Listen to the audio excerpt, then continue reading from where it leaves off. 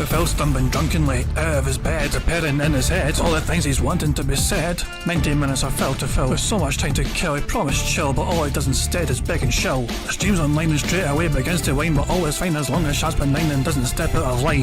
His content's immature for all to endure like fresh manure, but I feel sure he ran straight to feeling so insecure. The money he earned from yesterday was withdrawn and long gone, as Phil's spending impulse is always set to stay on. If supports are also slow and stays so low and fails to grow, you never know, this surely turned into an easy bingo.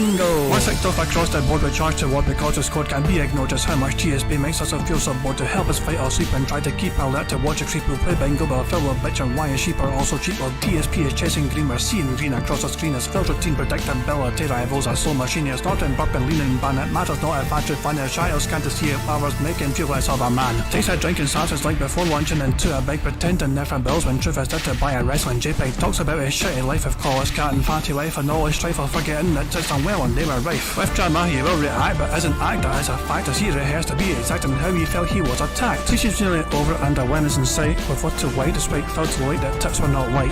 We'll say alright it is okay and now it's time for Phil to play, but first he'll say that tips will help from being off the other day. And with those words we win again, it's never if but always when the game is won. Thanks to that we made it to the very end.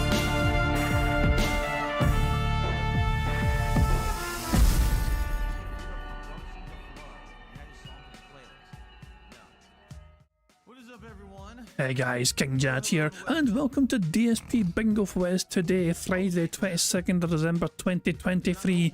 I do hope you're all doing very well indeed, as we are mere days away from the big day, Christmas Day, which is due to arrive on Monday. As you can see, Phil's stream is live and online, and he has dropped down to 620 members. Boo fucking who for that. Before I even begin getting into the bingo side of things, guys, I mean, I'll say, for some people, I'll say this time of year, they're going to be busy with real life commitments with friends and family, and for anyone that even wants to take the merest second to take their time out of their busy own Christmas schedules to come by here, I certainly appreciate you guys popping by, even if it's just to pop by and say hello very quickly, whatever. I certainly appreciate you guys popping by, always saying, taking time out of your day to come by and, you know, pass on Christmas wishes to all guys. I mean, I do appreciate it as well. I do hope every single one of you will be able to enjoy a Christmas coming up, whether it's a big massive plan or just some kind of small gathering or whatever it is, you know. I do certainly hope you're all in for a fun festive time. And also as well, it's got me reflecting on the year in general, you know what I mean. Like I'll go more in depth about this, you know, next week, as you know, for the very final days of the fucking year. But this has been a great year for the bingo side of things, you know what I mean. We've had amazing things happen for the streams, like MicroPython Cypher making us an actual bingo card from coding it all together, and it's really kind of game leaps and bounds. It's really fucking gone above and beyond what I thought it could fucking be. You know, I never imagined he could fucking do like a stuff and programming or whatever, but he got bored, and his boredom led to him creating that amazing wee program. So big ups to him, MicroPython Cypher, for enjoying the bingos so much that he made something, you know, from sheer boredom for the sake of our own enjoyment in the bingo stuff as well. And of course, Pixar Animations, you know, for creating the intro and to begin with, and also the animation for 100 likes, everything else, you know what I mean? I am very grateful, obviously, to everyone as well. It does regularly come by, join me for the bingo streams or whatever, and everything else, you know what I mean? But I felt that in particular, those two names, you know, so Pixar with his amazing animations and creating the intro as well as the... It's not even creating the intro, Pixar, and he regularly updates the intro and adds new things to it. Like, the most recent update is a Christmas theme to it, you know, which is just... I don't ask for it, you know. It's like he does it of his own volition, his own free will, and I'm severely grateful for that, you know what I mean? And of course, so yeah, I'm certainly, him and MicroPython Cypher have done great things for bingo, and I certainly do appreciate their efforts to help, you know, make this as hopefully an enjoyable show as possible. So yeah, anyway, Phil is, you know, as you can see live, as I said, and he's just blathering away in his fucking chat. He's talking about a new feature on YouTube, which has not been implemented yet apparently on his own channel, but it's coming soon, allegedly. And he's saying it's the ability to easily see the history of someone in chat. Makes it impossible to impersonate someone since you can see the new impersonate accounts. Plus, you can see chat history if someone has previously been moderated or said nasty stuff. This was added on Twitch years ago, promised 2 years ago here on YouTube, and now they finally got around to coding it. So Phil is very excited about this brand new feature, which might make it easier for him to police his YouTube chat and give plentiful lean-in bans to people who are pretending to be other people, you know, so no more fake Derek accounts, for example. Oh dear. But yeah, jeez, I mean, that's Phil's looking all hype about that, I guess. So yeah, I mean, there is one thing to cover if you know, before we even begin bingo. DSP tries it, Mulj, he uploaded a video later than usual, but Phil's night stream on Wednesday evening saw him play Modern Warfare 3, and there was a lot of salt. Put it that way, there was quite an impressive amount of salt, and also quite a lot of, what's the word to describe it? Phil claimed he was getting bored of Warzone. He claimed he wasn't very interested in Warzone. Translation, he wasn't getting that much support while playing Warzone, so he basically just changed it, and you'll see what I mean. We'll just watch a video, you'll see what I mean. DSP tries it. The Sidewinder. Give me the Sidewinder. I love it when it winds to the side, much like my pants. Wow. I swap weapons, immediately he opens fire, despite the fact he was firing at me and should have had no ammo, and he instantly downs me. I don't know, how do you respond to that? He was full of bullets, I swap weapons to shoot him, I'm instantly dead. Great gameplay. Where is he? What? He wasn't even facing me! I ran up on his side and meleeed him. He wasn't... That didn't happen on my screen. He was facing the other direction. I was gonna melee him and kill him. And the game says, oh no, he shot you in the face. No, it didn't. No, he didn't. He wasn't facing me on my fucking screen, you piece of shit. Jesus Christ, this game is terrible, man. Like, are you out of your fucking mind? We're all watched the same screen where he wasn't facing me. I had got up from behind and fucking attacked him. What? Such trash. Get meleeed, motherfucker. Oh my god, dude. Get meleeed, motherfucker. Proximity mine detected. Proximity mine detected. Shut up, bitch! Proximity mine is detected. Shut up, bitch! La, la, la. Shut up, bitch! Wow, what? He landed from the gulag and insta-killed me. Wow, that's fair. He landed from the gulag and got an instant kill because he landed behind me. Wow. Folks, now we're talking. They have a Christmas-themed stage in Modern Warfare 3 called Shipmas, and we're about to try it. And I'm going to use my dual Renettis. Merry Shipmas. Let's do it. It's shipment with a Christmas theme. That sounds good to me. Jingle bells, shoot you in the nuts. Shut the fuck I'm going to up. pop both of those testicles. Make the bad man stop. All right. I'm gay, we're totally gay. Merry Shipmas, everybody. Merry Shipmas. It's time, it's festive time. Time to murder you. Got him, and it was instantly murdered. If he said one more goddamn time. Have a merry fucking Christmas. Suck on my bullets now. Shut the fuck up, Philip. You want me to beat your ass? Get out of here, Philip. I will eat your sweater vest for dinner. Always been That's a double kill. Douche. That's a triple kill for me. And you go Shut to the hell. fuck up. Have a Yo, merry Phil. fucking Yeah, Christmas. shut the fuck up. Nobody wants to look like you, dude. I mean, you're a fucking snitch. Everybody hates you. Who Oh. Nobody wants to look like a snitch. Nobody fucking asking, dude. You're up gas, getting shot down left and right. Nobody wants to look like you. And we don't give a fuck about you, motherfucker. Ain't nobody trying to look like you. Shit. So DSP, Wow, shut none the of those bullets hit, fuck huh? All right, you notice Ben's respectful and you're not. Shut the fuck up! Oh, God no, the damn, bullets dude. blow right where you can see. He's still fucking singing. There's a Semtex for me. Wow. Note Wow. the tips. Spawn, you're already dead. Note the You gotta tips. love when you spawn, you're Only already 10 dead. buckaroos so far.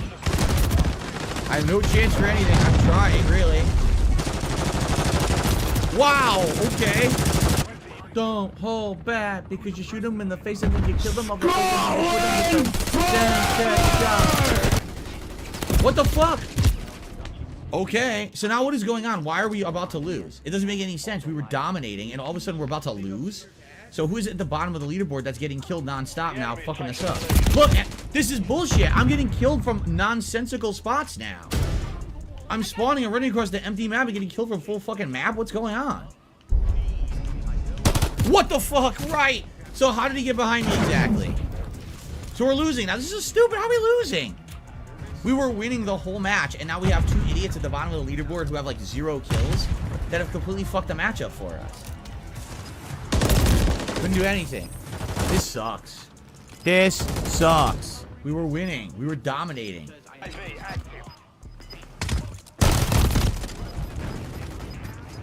Those were all directly into his face. According to the game, none of them hit. Yeah, this is nonsense. Look at that. According to the game, I never fired on him once or hit him. You saw that, right? I love how the kill cam is Phil getting his arse shot to fucking pieces. I need to see this again. I want to see, is Phil right here? All directly into his face. According to the game, none of them hit. Yeah, this is not. Hold on, where is it?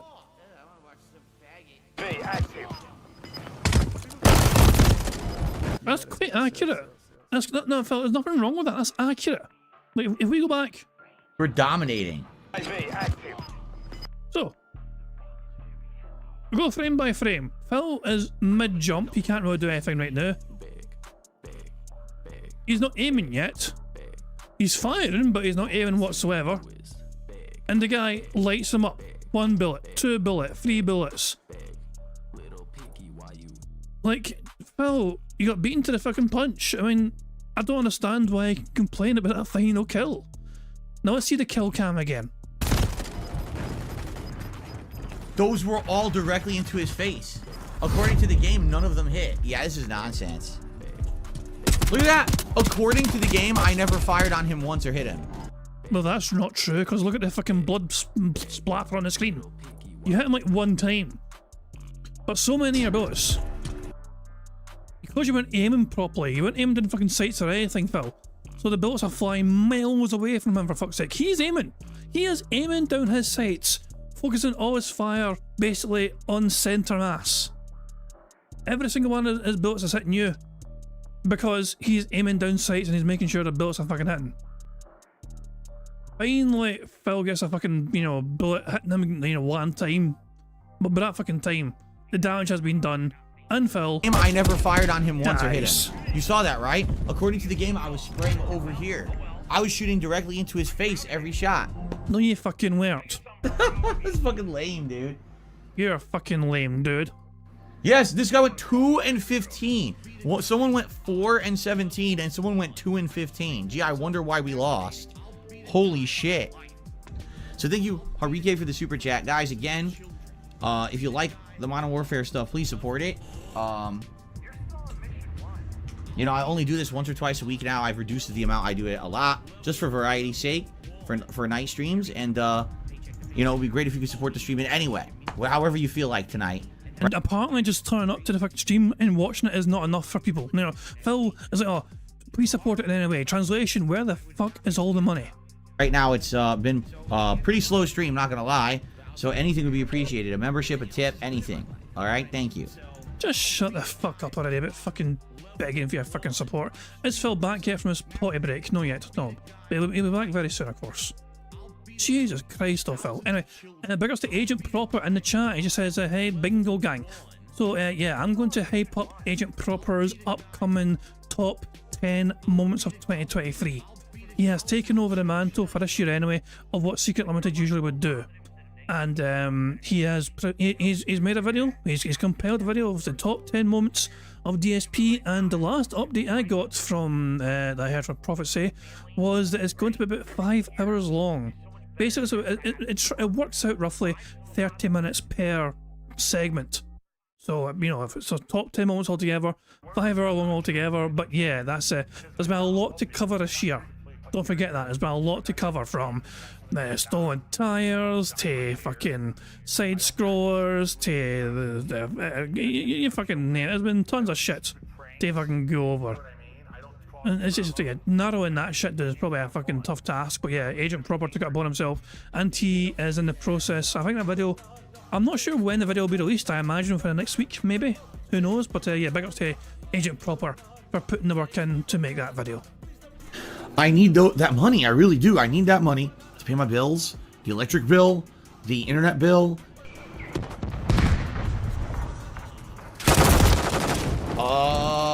Am I ever gonna have a chance to do a single thing? The moment you see me. Wait, what, hold on, Phil. Are you asking everyone in the fucking game to just not do a single goddamn thing and just wait there for you to fucking hit them instead? And Mister's also got a video up coming apparently. How can I go by if it plug in this? I didn't realise. Did I forget? I may have forgot. But yeah, apparently Mister's got a video up coming as well, so make sure you check it out. Moving, you're instantly dead. You can't react to that. That's not valid gameplay. So if it happens the third time, I'm quitting this map and just finding another match to play, because this is a waste of my quit time. already, you wee bitch. Why the fuck am I gonna waste my time on this shit? Quit, you pig. Targets in the area. And he quits. Oh my god, he quits. I mean, it's all Phil's fault here. Hold on. So, he sees his enemy. He looks down the scope.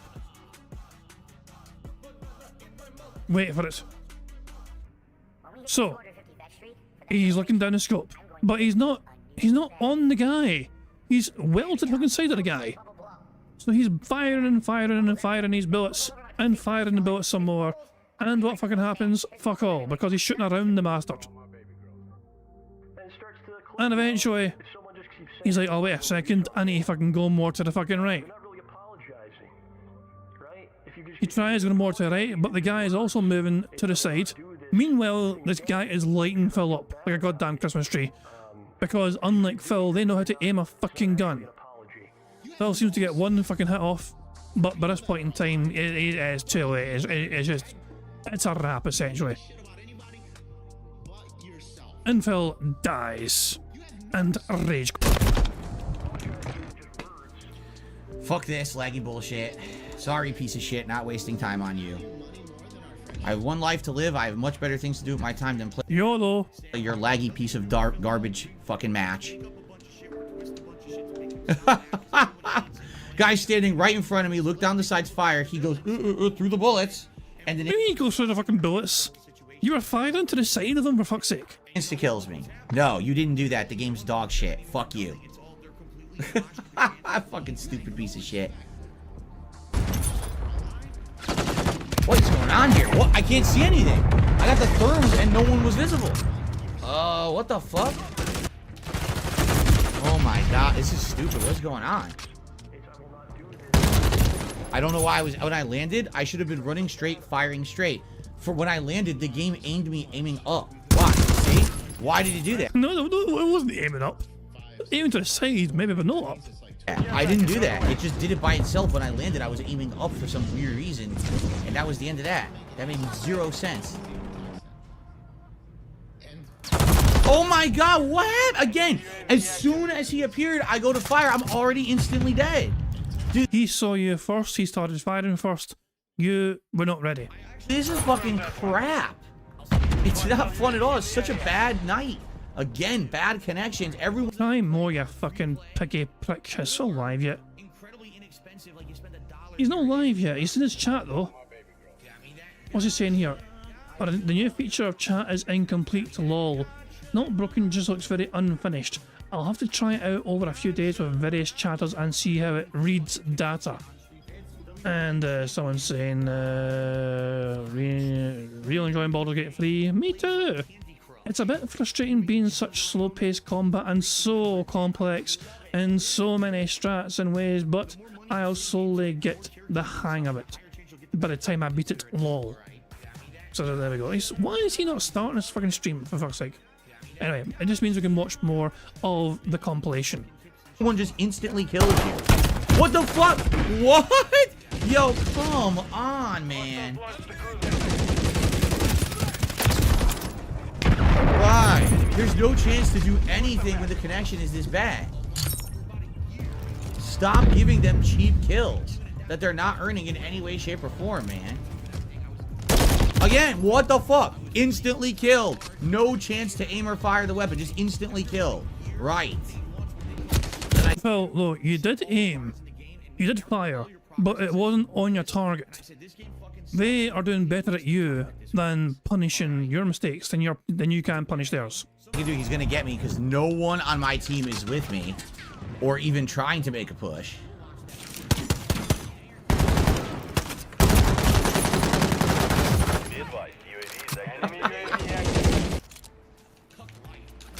Oh, look at this. All of a sudden, Phil has $22 in tips. It's a Christmas miracle. Oh, and Phil's going live apparently as well. Is it a long intro? Let's go to live DSP and see what's happening. Oh, there it is there. Okay, he's going live, okay. Cool. Anyway, let's just crack on. Let's just start the bingo then, okay? Let's not waste too much time. If you guys want to check out the rest of this compilation by DSP Tries It, Memoji 101, the link is in the chat right now for you guys to enjoy. But let's not waste any more time. Let's get on with the bingo. And of course, to start the bingo, we need a number. The first number in chat I see will be the one I use for today's bingo card. So somebody pick a good number. Winter Guardian says 26, so that's the number we're going to pick for today's bingo card. Type in 26 here, hit enter, and this is a card we have, and we'll also randomise the bingo background. Hopefully we can get something we haven't used before. That's about randomising it, and plus you can't see the fucking card yet. We don't know what we're going to have until we start taking things off. Anyway, the bingo card we have for today's bingo is as follows. Phil to say positive, him clearing his throat, him doing a Y or a T pose, him saying interactive, and him saying I would argue. The second row is Phil saying nobody or no one, addition, sister channel, obviously, and what I mean by that is. The third row is Phil saying likes, oh, him talking about being a victim, basically, him being on victim mode, him saying Twitter or X, and him touching his face.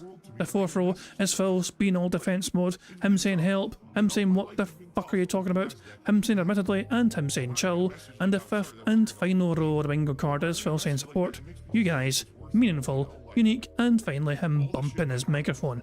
Quite a strong looking card if I don't say so myself. I've got a good feeling about this bingo card being robust and thus unique. Anyway, the aim of the game is to try and get 25 out of 25 on the bingo card you see before you.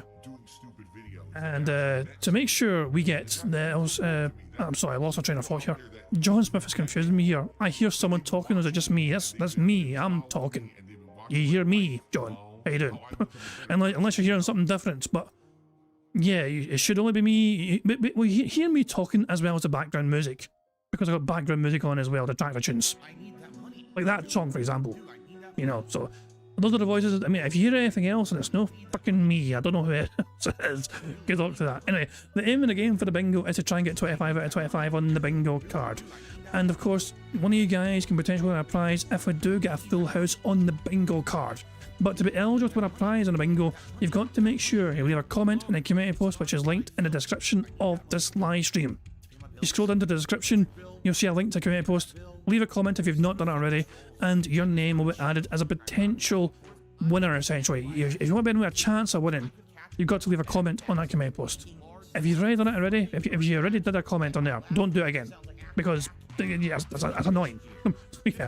Anyway, there's plenty of ways for us to get free spaces on the bingo card, you see, before you try and get that 25 out of 25. For example, if Phil snorts 20 times or burps 10 times before he starts recording for gameplay for YouTube, that will give us all a free space. If Phil gets 100 likes from his audience and blows bubbles for those dumb bastards before he starts recording for gameplay for YouTube, that too will give us all a free space. And if we get 100 likes on this very bingo stream right fucking here before we finish playing bingo, not only does that give us a free space as well, but you guys can also get to enjoy the excellent Bubbles animation made by supremely talented Pixar Animations as a reward for hitting 100 likes. So with all of that covered, I think we can now just get ready to crack on with the bingo. I'm starting at 1.25 speed. Good luck everyone, here we fucking go. Let's get a fucking victory. Good morning, everyone, and welcome to Christmas week. On today's show, we've got a bunch of news stories to cover, the Phil's Day Off segment, an update on all my current playthroughs, and of course, a lot of festive holiday hype. Hope you guys are excited. I'll see you in just a bit for today's episode of the Level 1 Podcast. Well, first of all, let me change this bingo background. Let me pick something a bit more meaningful. Because that's not a good... Oh, wait a second. I think I actually know what this bingo background is, so I'm not going to change it after all. But yeah, I think I recognise that particular face in that particular... Yeah, I think I know what this is. I guess we'll see very soon. I'm going to fast forward past just the Phil's crappy intro. Okay, here we go. So anyway, let's just crack on bingo. Here we go, guys. We've got one ticked off already because Phil said you guys. Alrighty, everybody. Happy holidays. And now I can actually say that and not have a bunch of people snap back at me because it's actually winter. That is right. Today is Friday, the 22nd of December, 2023. It is the first streaming day of the week for me, although this is a special holiday week, obviously featuring the Christmas Eve and Christmas Day holiday, so things will be a little different this week. God damn it, is fucking Freck. I recognise that fucking green eye anywhere. It is winter here in the Northern Hemisphere, so the temperatures have dipped a bit. In fact, we've got tons of rain coming down today. Here in the Pacific Northwest of the United States, we always get tons of precipitation during this time of year, and this year is no exception. I hope you're all having a good one. This is the big weekend, right? This is the one where everyone is traveling. Everyone is preparing for the big day. And I hope that you're safe. I hope that you're healthy. I hope that you're well. And I hope that you're having a good time. Less stressful, hopefully, but a lot of people get very stressed out this time of year, and I don't blame you with all the stuff going on. I'm excited for this weekend, particularly with the streams and everything, but of course I'm also excited to spend time with my family offline, which I look forward to every single year. Today's show, we've got a good amount of stuff to talk about. There was some gaming news and stuff that happened over the last couple of days that I'd like to discuss kind of together. We've got some updates regarding my current playthroughs, including some information about Modern Warfare 3, which I'd like to discuss with all of you.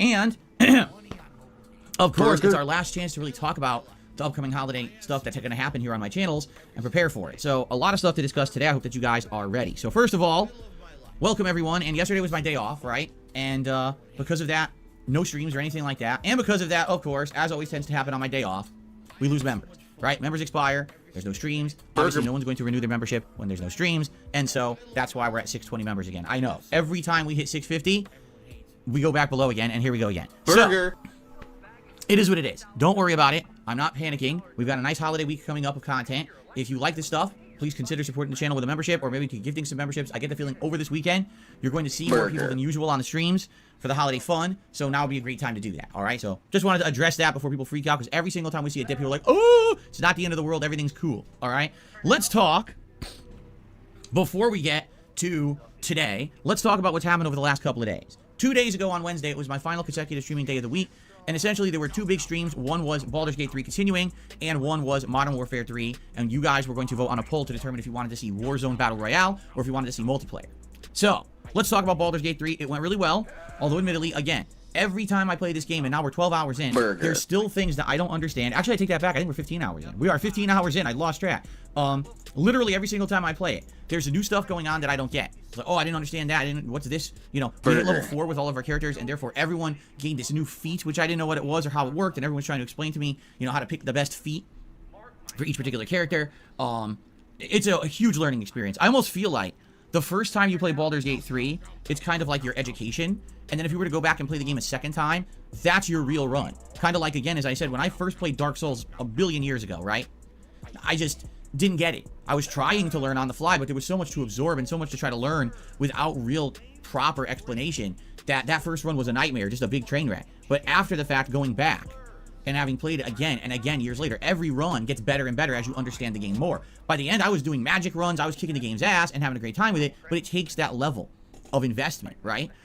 Again, I'm very happy that you guys have been helping me with this playthrough, because if you weren't, I don't think I would be liking it. I probably would be very frustrated not understanding certain gameplay mechanics and the like. Of course, going hand in hand with that are a bunch of idiots who just complain that it's hand-holding. It's not hand-holding if people are teaching me basic elements of the game that the game isn't clearly explaining to a newbie. You know, that's the difference. Anything that's explained to me, that's hand-holding. Well, then you're an idiot. Am I an offline streamer? No. People are going to want to watch the playthrough and help me to enjoy the game and understand it. Or else, why are they sitting here? They might as well not watch the stream and just watch on demand later when they can't help, right?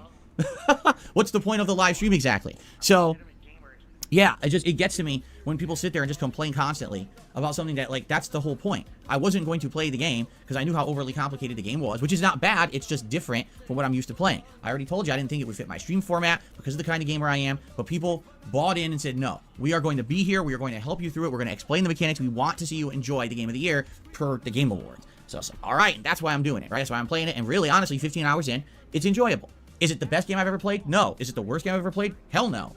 But it's an enjoyable experience because I'm here with you guys learning day by day, and I'm very happy to do that, okay? So, I'm going to keep that going, and I had a good time. We did a lot of stuff. I don't really want to talk in detail about each little thing that we did on Wednesday, but we did a lot. Again, fighting a bunch of new enemy types, which, you know, learning them, and then following the side quest plot line and doing a bunch of stuff, and then recruiting a new party member at the very end of the stream and then running out of time. So, I'm excited to continue on today, all right? But it was a great stream, and I will say this. Even though attendance has dwindled, because it has. You know, that first Baldur's Gate 3 stream, it was like 1,300 to 1,400 viewers. Then the second stream, it was like 700 viewers. Then the third stream, it was like 600 viewers. Now we're down to 400 viewers. Am I pissed off about that? No. Not everyone's going to watch the whole playthrough. Some people only wanted to see the very beginning to see how I was going to play it. Maybe they'll watch later on demand, but they're moving on. You know, it's the same thing with the on-demand views. The first few videos have tons of views, and they just taper right off. And that's to be expected. Any game that has a lengthy plot, that has a lot of stuff to do it, you know, kind of a slow build game like this one, never do you really retain overall viewership or anything like that. Okay, every single content creator that fucking exists on YouTube basically has the same thing happen to them. Part 1 of any, you know, exciting, hyped game will have far more attention than the subsequent parts and streams and so on and so on. It's the nature of the fucking beast. It's just the way it goes. And I don't understand why Phil was deciding to try and make a big fucking song and dance about this. Nobody else was.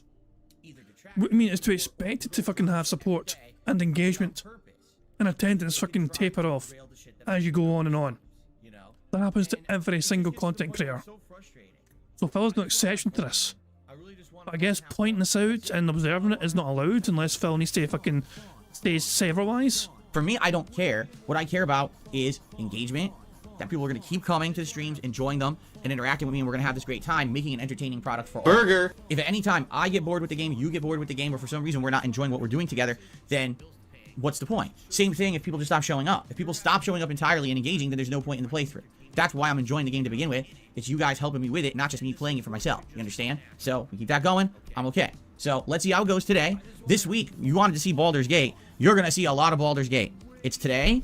It's Tuesday and Wednesday. So even though this is an abridged week because of the Christmas holiday, I'm still playing Baldur's Gate 3 3 times, which is just as much as I've played it each of the past weeks that I started playing it. I'm not reducing the amount of Baldur's Gate gameplay because of Christmas. We're going to keep this as the main daytime stream for now and see how it goes. Burger! Okay? But I certainly hope that you guys are going to continue to show up and hang out with me and make this a great playthrough like you have so far. Okay? excellent, right? And thank you so very much. Let's just fucking cut to the chase here. Baldur's Gate 3 is the one game which is saving Phil from financial ruin right now. You look at the fucking metrics of it all. Baldur's Gate 3 is the one game which is carrying Phil's arse to fucking not having, you know, lunch meat sandwiches for Christmas. Every single other stream essentially is falling by the wayside in terms of support that Phil demands, aside from Baldur's Gate 3. Every single time Phil plays Baldur's Gate 3, he wears at least a fucking hat, if not the vest as well. So yeah, I mean, if it wasn't for Baldur's Gate 3, Phil would be having a very pishy Christmas indeed. So he should be thanking his lucky stars that he finally agreed to fucking play the goddamn game. And remember, he got sent the game for free. No financial investment was required from Phil Burnell to play the goddamn game in the first place. I hope that you guys have enjoyed. I've enjoyed, for sure. And let's keep it rolling, shall we? Excellent. Okay. Then on that late stream on Wednesday night, and this is really what we need to talk about, all right? On Wednesday, we played Call of Duty Modern Warfare 3, and you guys voted this time to do Warzone, which I'm okay with. We had only done 2 major streams of Warzone up to that point, but, you know, what, 6 hours of gameplay of it? And so I was like, you know, this is fine. Let's do some Warzone. Let's see how you guys think about it. Actually, I think we've done 4 hours of Warzone, right? Or was it 6? I can't remember. I don't remember actually how much Warzone we had done at this point. I can't remember. But I was interested to see how it would go. You guys voted for it. And I'm going to be honest with you. After an hour, I was incredibly bored. All right? Warzone, I hate to say it. After an hour, Phil had $10 in tips. He wasn't bored. He was just fucking wondering where all the money was. First of all, I never really liked Warzone. I want to make this clear. I liked Battle Royale when we were playing games back in the day. All right? You know, the first one I ever played was, oh God, PUBG Battlegrounds, right? But even that wasn't great. I thought that it was just okay, and it ran like shit on the Xbox. Years later, they fixed it to run better on the Series X, but at that point, it was outdated. You know, I went from PUBG then over to other games like, what was that one that I played? H1Z1, I think it was called. We played that for a little bit, right? Again, outdated, but at least it ran better than PUBG. And then when Black Ops 4 came out, and it had Black Ops 4 Blackout, the first real Battle Royale mode added to Call of Duty. That one resonated with me. Why? The map wasn't ginormous. It allowed you to feel at home and learn certain areas you like to drop, certain loadouts, things like that. The fighting was a little bit more straightforward. I felt like the gunplay. I liked the gunplay of Black Ops 4, so to translate that into a Battle Royale was pretty good, right? So, if you remember, we played that almost a year. Like, it went really well. Those were nice social streams, where once I played it for like a week or two and I settled into it, I felt at home enough that finally we could relax together. And so those streams ended up being hangout sessions where we'd have fun conversation while I was doing Battle Royale and all of that, okay? And then Warzone started to come out. And Warzone 1 I played, and I did not like it. I thought that it sucked. I didn't like the gunplay. I thought that the animations were too overly elaborate to even reload your goddamn gun, which was super frustrating. I didn't like the hit detection. I didn't like that every character was like a tank. I just didn't like Warzone 1. A ton of people loved it, and it became this thing, this viral thing on the internet where all the FPS players converted from like team deathmatch players to all of a sudden Warzone players, right? So then Warzone 2 came out. And when Warzone 2 came out, I gave it an honest shot. I played it for almost 2 months. I learned the map. I got better at it. We treated Warzone 2 very similarly to Warzone 1. And we had a good time with it. But when they updated for Season 2, they ruined it. They made it so that everyone's like an ultra tank. They made it so that you can ultra camp, right? Like basically by changing the way that the game played with that Season 2, it made it only that the sweats and the tryhards could really enjoy it. For someone who casually played it like me, I hated it. And I was like, that sucks that they ruined it with the seasonal update. So now Warzone 3's out, and I'll be honest with you. You know, I've played it now for what? I want to say like 6-7 hours, maybe. I don't even know if I played it that long. I just don't like it. It's boring. That map is super boring. It's huge, but because it's huge, it's not fun. Why do you want to be on a map where every building has 17 floors? Why do you want to be on a map where there's an underground sewer, a tunnel above it, a street level, a building, and another level? Like, it's super frustrating. It really is. Like, it's just not that fun. And then by the time you find someone, one of two things happens. Either they get the drop on you and you die and you had no chance to defend yourself. Wow, congrats, you wasted 15 minutes of your life. Or, the flip side of that, you get into a firefight with a person, and now you have to pray that the game's connection is good. Because half the time it's not. Half the time you get into the firefight, you swear you're shooting them more than they're shooting you. You swear you're aiming for the head, and then you die, and it shows the kill cam, and on the kill cam, what happened on their side was completely different than what you just observed in your own game. And it's like, so why did I play this? Like, why did I waste my time on this shit? It's shitty, right? Now, some people are saying, well, you know, if you play duos, if you play trios, if you play quads, that's better. That's great. I don't do that. I don't care. I don't have a team of people to team up with, nor do I have a desire to do that. I'm not going to team up with randoms who I don't trust and don't need to waste time communicating with. If I'm going to play it solo, great. And if not, then there's no point in playing Warzone. You understand? So I played it now, and I'm just bored. At this point, I'm literally bored. I'm like, wow, I was actually starting to fall asleep. And this is after me having just gotten like a top 10 place. I had a top 3, third place. And I started playing. I'm like, this is just fucking really abysmally boring. I'm looking at the map. I'm like, oh, where should I drop, right? Literally none of the parts of the map are interesting. Oh, look, a small village. Oh, look, the city with the skyscrapers. Oh, look, the oceanside thing that's literally just a bunch of buildings on fucking concrete. It's just boring. There's nothing interesting. There's nowhere unique to land and do anything. Hold on. Well, first of all, I just said unique, so... Burger? There we go. Second of all, Bill complained about the fucking maps being so many fucking levels and layers to it that I got fucking confusing for him. Like, he wasn't happy about some of these fucking levels sometimes having like 5, 6, 7 kind of plateaus and levels to them. And now he's saying that the fucking current maps are too fucking boring. And I don't stand out whatsoever, and he's boring them. There's no satisfying a little biggie is there? There's no satisfying them. And the map is shit. They really fucked this up. I think Warzone 3 is the worst version of Warzone so far. I mean, and that's me hating Warzone 1. I actually think this is the most boring one they made. So basically, I played it for an hour. And the funny part was, when the connections were good, I was kicking butt. I got 2, 3, 4, 5 kills. Then, of course, I would die. And then sometimes I'm in the gulag and it's a head-up fight and I completely outsmart the person. And other times, it's complete nonsense. So here's what happens in the gulag for one time, right? Me 1v1 with someone. I run up on them. There they are. I shoot them 3, 4 times, okay? They run behind a barrier. Okay, so what are they doing? I know what they're doing. They're going to reload because they were firing at me and missing. So I'm going to turn direction. I'm going to completely turn around, run behind them, run up, and I know they don't have full health because I just filled them with bullets, and I'm just going to melee them to death really fast, right? So I do that. I run up behind them. I melee them once, and then I instantly die. What? It literally didn't show them hitting me with a gun. Then you look at their kill cam, and on their kill cam, when I ran up behind them, somehow they were already facing me and filled me with bullets, and I never meleeed them once. So why am I playing this? You know what I mean? It's just trash. So there's no point to playing that mode. It really is terrible. It's fucking horrible connections, horrible server, you know, doesn't have equivalent experience on each side of the gameplay experience. So why? That's like playing Street Fighter, and on one side, someone picks Zangief and spinning pile drove you 3 times and insta-killed you, but on the other side, you completely dominated Zangief, and you're like, what? It's not even the same fight. How the fuck can you say this is 2 people playing each other? That doesn't make any sense. That's fucking Call of Duty Warzone. Like, what is this shit, right?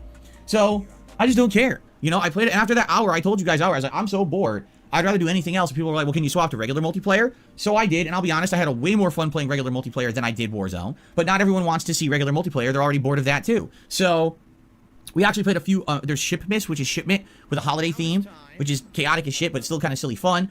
And we played the other one, too. There's 2 holiday-themed maps. What was the other one? Oh, the stupid snowball fight. That was so dumb. A snowball fight where you have to run and pick up snowballs, and if you hit someone, they die, and you have to wait till the next round to play.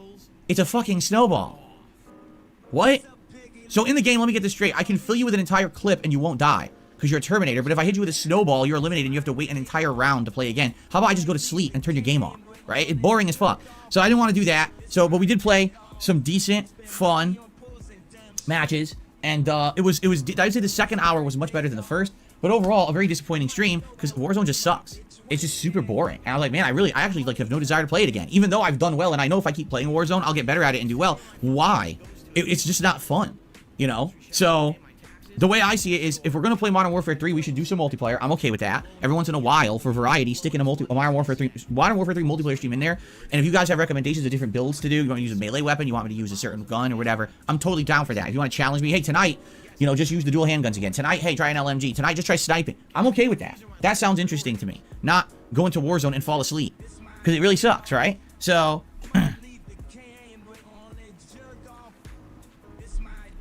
anyway, that's my thoughts on Call of Duty right now. Fair enough? I hope that makes sense. Anyway, so yesterday was my day off, which leads us to our usual segment called Phil's Day Off, where I describe what I was up to on my day off. Yesterday was the 21st of December, the first day of winter, and I well knew that because we're so close to Christmas, it was going to be a crazy day no matter what I did and how I did it. Now, I had many errands to run yesterday. I had to go grocery shopping. I had to go to the pet store. I had to go to the liquor store to get liquor for Saturday's marathon event. And I had to, grocery shopping, pet store, liquor store. That's all I had to do. Right? Yeah, that's all I had to do. But then in the meantime, I had to do some other stuff too. Like last minute, I got a call from my wife and asked me, could I go pick this up? Because it was something that was supposed to happen, didn't happen. Can I go pick it up? Sure, whatever. So basically, I left early, like way early, to do all my stuff. Normally on a day out, when I go out on a day off, okay? If it's my usual routine of stuff and I'm driving all around, I can get it done in around 2 hours, all right? Yesterday, with the amount of traffic, the amount of people that were out, it took me around 3.5 to almost 4 hours to basically do the same stuff, which really sucks because that takes time away that I want to spend with my wife, you know? We want to be home relaxing with each other and all of that. And, you know, on top of that, we had other things we had to do around the house. Because like I said, one day a week we get to help each other do stuff. And, you know, if my wife's doing certain kinds of cleaning, she wants me to help her with that. So it makes it less of a burden or a chore. Whoa. Nothing gets done around the house at all. Like, no, well, hold on. Nothing gets done in the fucking house until the one day off for both of yous. Like, that isn't, like, away from the home 24 hours a fucking day. And neither of you, Phil. In fact, you work from home. You can like take fucking 5-10 minutes to like vacuum the fucking like living room or some pish. Okay, I'll definitely help you with that, but it just kind of sucks we have to do it all on our day off. What can you do? That's life, right? So basically, by the time that we gotten everything done, you know, it was like we're already exhausted, and we're like, so what are we gonna do? So finally, we ordered some food. We actually ordered from a. How rare! How fucking rare indeed, Phil. Imagine fucking ordering food on your fucking day off. How unexpected! I did not anticipate that fucking happening whatsoever. Did you guys? It's not really like an Asian fusion restaurant. It's more like they do teriyaki, but they also kind of do some Chinese food dishes as well. So we ordered this big like combo platter where you can get some teriyaki, but you can also get like some yakisoba noodles with veggies and chicken, and you can also get like another order of something. So we ordered the sweet and sour chicken. It's like this big combo deal that you can get. So we ended up getting a bunch of different things, and basically we each kind of picked on each one a little bit. You know, got a lot of different stuff, which was good. It was a good dinner. And then at night, basically what we did for like 2 to 3 hours, Kat played Goat Simulator 3, and I helped her with the tougher platforming segments, and we laughed our asses off, because the game is funny, man. That game is not anything to be taken seriously whatsoever, but man, it is hilarious. There are funny parts that are in there. There's parodies of all kinds of things from real life. You know, just to give you an example, so there's a fake IKEA in there, and there's a mission where you have to help someone who shopped at IKEA build their IKEA furniture. But when you build it, it becomes a Stargate portal that warps in like 40 Swedish people out of nowhere. That's the mission. It's like, what? It's so wild and silly, but it's funny. So we had a good time, you know, kind of just playing the game together, hanging out, and you know, Jasper, we played with him for a little bit as always when we do that on our day off and stuff like that. It was funny stuff. So that was basically our day off. Nothing crazy, nothing hugely important, except one shitty thing did happen that I guess I should address. It's, by the way, I'm not complaining. It's not a big deal. My printer broke. I've had this printer since 2017. And it's not a good printer. I remember in 2017, I was in the midst of doing something. It might have been like my taxes or something. I needed to print a bunch of shit, and my old printer had broken. I was like, I'm just going to run out to the store and buy a printer. This was like before even the era of like Amazon Prime could deliver something like same day or next day, and I needed it right away. So I ran out to the store and just bought some Epson printer and plugged it in. And I've used this printer for 7 years. It literally hasn't worked properly for 5. Like, I'm not kidding. Every time I want to use this printer, I go to print and everything's fucked up. So I have to clean the heads, realign the print nozzles, pick the selected numbers of which should print, and so after fucking around for 20 minutes, it'll print like a sheet for me finally. The thing's always been a piece of junk, okay? It really has been. But it was finally on its last legs for like a while, but I was trying to hold off on spending money, and then basically this month, I need to print some stuff to pay some stuff.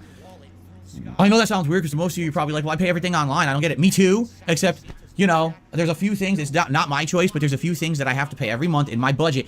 You have to print the form. Why? It's fucking 2023. It's about to be 2024, and you don't have a way to do this digitally? No. Oh, okay. I have to print a physical form to pay you. I get it. So anyway, I have to do this like every month, and it was frustrating because I go to do it. I got paid yesterday by YouTube, but of course all my money from YouTube is accounted for. It has to go write the bills right away. So I'm sitting in my office trying to do the bills, and I go to print the form, and it all comes out like nothing black will print. And I'm like, huh? So I have an extra ink cartridge. So I think maybe the ink's out, even though the printer didn't tell me that, right? I put in the other black ink cartridge. I put it in, nozzle check, head check, clean the heads, blah, blah, blah. It just won't print. Like, black is just barely printing. It won't print anything. And I'm like, well, this is fucked. You know, this is completely fucked. I can't do anything with it. It just doesn't work at all. You know, what can I do? So I got to get a new one. So what do? Of course, I have to go on Amazon. I have to spend money that I don't really have to spend. I have to buy a new printer, rush ship. So it's coming today, supposedly. And it's just the most basic printer possible. It's nothing fancy whatsoever. It's just like, all I need to do is print a few pages of a document. Like, literally, there's like 1 or 2 bills a month I need to print a form, and then once a year I do my tax stuff, and that sometimes I need to print, sign, scan, and send back. I just need the most basic functionality. I don't need anything crazy, you know, but I gotta get one, and I gotta get it within a week so I can do my bills for the end of the month and all this shit. So I had to do all that, and I'm like, well, this sucks, right? It is what it is, and so it's coming today, but it's like more money I have to spend. Like I told you guys, things are tight, and especially with this event coming up tomorrow. Tomorrow, I'm ordering food. I bought a bunch of booze while I was out to be for tomorrow, which we're going to talk about in a second. I'll tell you all about it when we talk about tomorrow's marathon. So I got that I spent money on. You know, I got to buy games. Today I have to buy the Grinch game and whatever other game wins the poll for Saturday, which I don't know yet. We're going to see because we'll talk about that in a minute. So I got all this coming up, and then on top of that, it's like, oh, by the way, you also have to buy a fucking printer, and you can't wait. You have to buy it. Great. So, you know, maybe you shouldn't have overextended yourself then, Phil. Do you think about that? You shouldn't have fucking promised your fans things like, oh, we're gonna have a fucking great food segment and drink segment in these games. Maybe you shouldn't have fucking promised these fucking things if you weren't financially capable of fulfilling these promises. So, yeah, exactly. Copim just did a emo of flying money. Exactly, a stack of money with wings flying away out the window. That's exactly right. That's what happens. Bye-bye. There goes all my money. So, anyway, that was my day yesterday. Overall, the time I spent with Kat, I loved. We loved playing Ghost Simulator. We had a good meal together. You know what I mean? I just wish that it was more of that instead of more than half the day was running around in Christmas traffic, running errands. My fucking printer won't work. You know, trying to pay bills. I don't like that. I wish that the whole day was for us. The good news is, because Christmas Eve is this Sunday and Christmas is Monday, we are going to get a lot of time together this week that normally we wouldn't have. So we're very much looking forward to that. Okay. That's Phil's day off. Phil's day off was absolute fucking garbage and no one fucking liked it one fucking bit. It sounds like a very shitey fucking day in general. But hey, that's just my fucking take. Let me call Meester. Meester's got something in his mind apparently. So Meester wants to vent and rant about something. So Meester, are you there, pal? What's on your mind?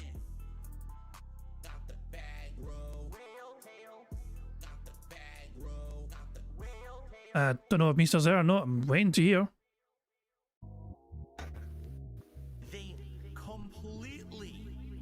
I can't hear you, Meester. Can you hear me? Oh, but I can hear you now. I can hear you now. What's up? What's on your mind? Right. So when he was talking about Warzone, something came up to me.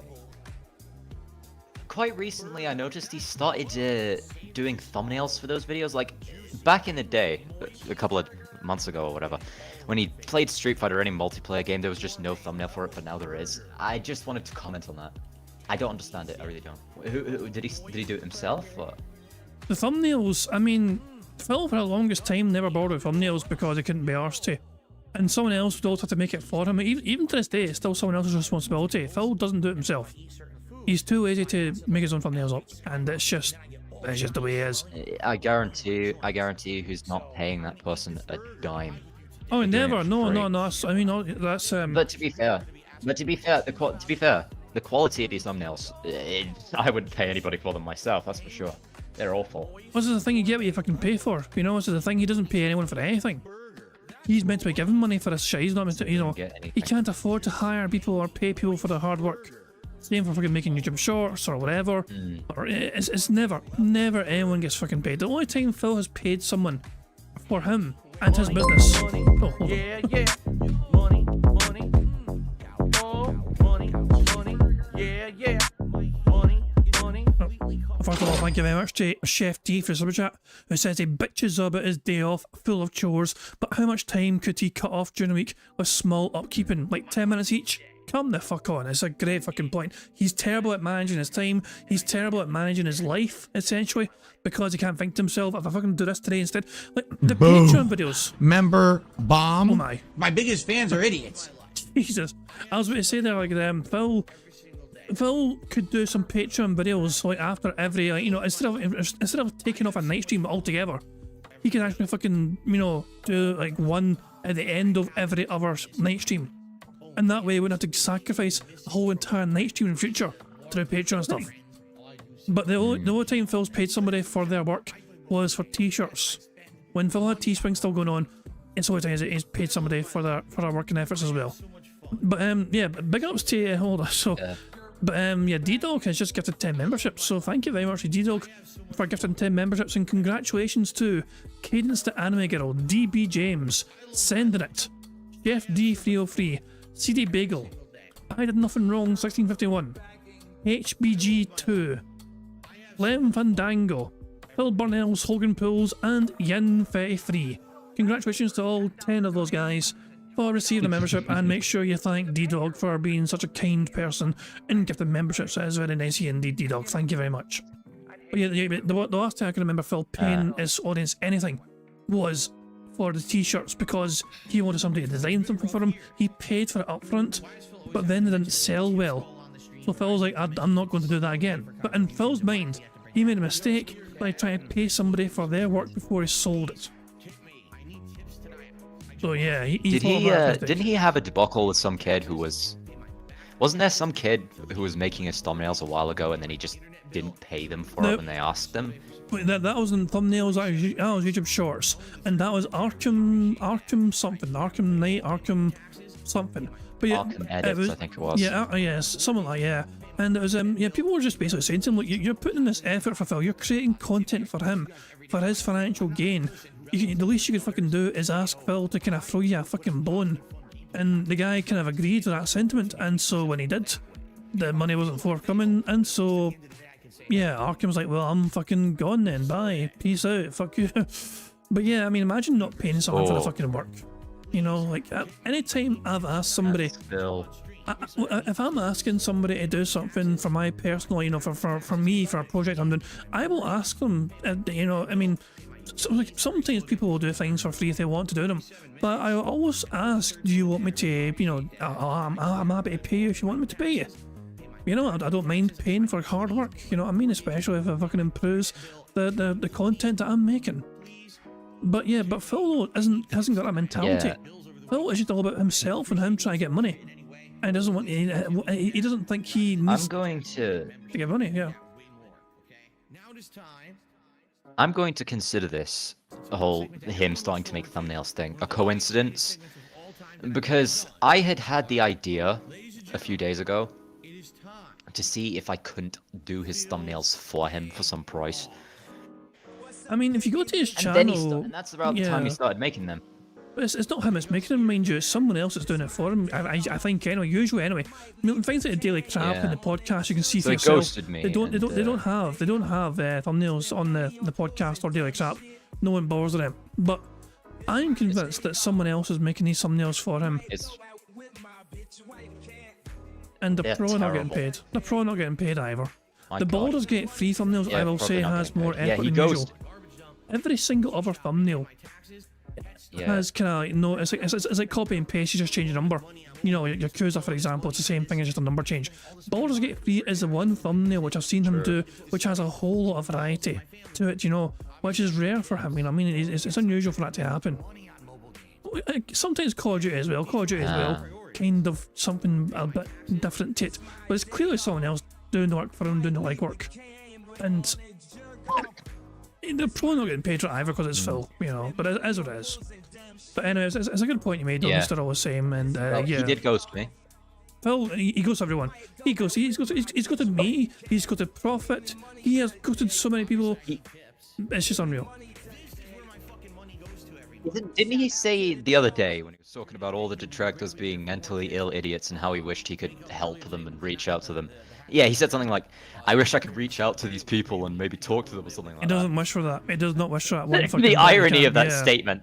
Like, within a span of 24 hours... closes all his DMs, you can't contact him at all. Within a span of 24 hours, he went from calling somebody a no-life idiot to then saying, oh, don't underestimate what people are going through, walk in their shoes, show some compassion this time of year. Within the space of 24 hours. The previous day, when Phil had that strange, wholesome, heartfelt moment at the start of his podcast, the day before, he's calling somebody a no-life fucking loser, with no family or friends. And it's like, he cannot see how much of a fucking... He doesn't... He's all about himself. Like, I've got it in my fucking banner up here at the top. Phil Burnell cares not for his fellow man, but purely for himself. Cunt. That's just the simple... That's it. That explains it all. But yeah, anyway. It's impossible to contact Phil, and very easy to contact any of us, like me. Oh yeah, exactly, yeah, that's the way it is, Phil. He only lets you email him and then he just ghosts you. Phil pretends he's very easy to contact, but tell that to Keemstar. Tell that to Keemstar how easy it is to fucking contact Phil Burnell. Him saying that was the height of irony. He's a massive fucking hypocrite, yeah. I'll be dropping out now. I know where it is, man. Cheers for hopping on. Yeah, in case anyone's wondering, that was Mr. For those that don't know, that was Mr. on the call. But cheers for hopping on, pal. Catch you there. Okay. And there we go, cool. Anyway, let's crack on with the bingo, build up some nice speed up juice. And yeah, Phil's day off was a very boring segment, as per usual. His days off are very meaningless, devoid of any genuine activity or anything worthwhile being done.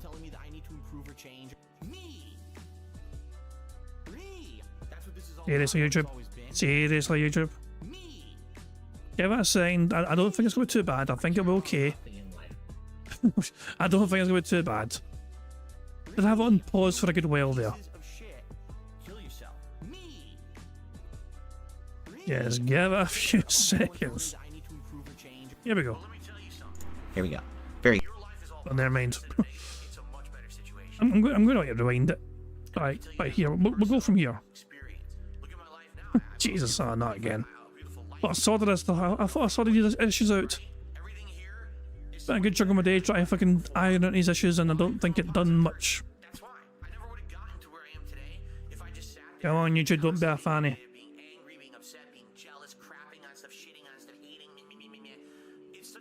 Yeah, I'm using Stagecoach Wi-Fi. BRB going to Starbucks to steal all their Wi-Fi. I'm not going to touch the load screen. I've rewound it by a few minutes just to make sure, see if it plays normally and smoothly. But yeah, we'll just let it cook. We'll let it cook. Or I could just refresh a fucking page. We love playing Ghost Simulator. We had a good meal together. You know what I mean? I just wish that it was more of that instead of more than half the. So yeah, I want to let it cook, but it doesn't want to play normally and smoothly. So I'm not touching a thing. I'm not touching a thing. I'm just gonna let it keep trying to do its thing, try and fix itself, and we'll see if it does actually fucking fix itself. Because, I mean, if I mess about it too much, I might just fucking make it worse, so let's just see if YouTube can fix it of its own volition. But it doesn't look promising.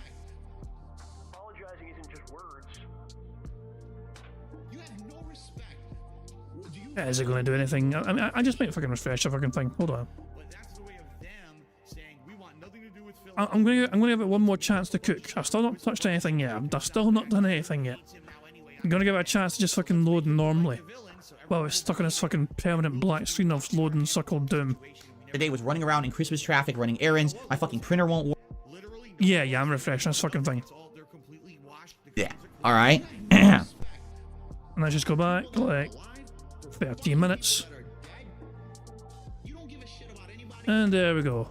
And hopefully this one resolve everything. Hopefully it should be good now.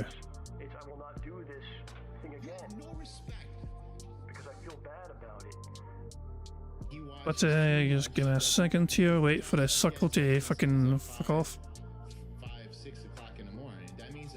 Anytime YouTube you want to fucking update yourself and catch up with anything. And it doesn't make any sense why he's even texting. And it's not even coherent. I don't have a good feeling about this. The guy was like, if he's been drinking, I was really hoping my tech problems are sorted for now, but I guess no. But this is not. It's the issues with. Well, the issues with my end. This is not YouTube at fault. This is me at fault. There's never normal connection to the stream or whatever, you know what I mean, in that regard. But it's kind of tied in with whenever I get an alert, basically it seems to fuck with the stream. So as bizarre as it sounds to fucking say, don't send alerts. I don't know, but hopefully it's okay now. Excuse me. So, yeah, exactly. Maybe not. For a second I thought maybe it was alright, but maybe not.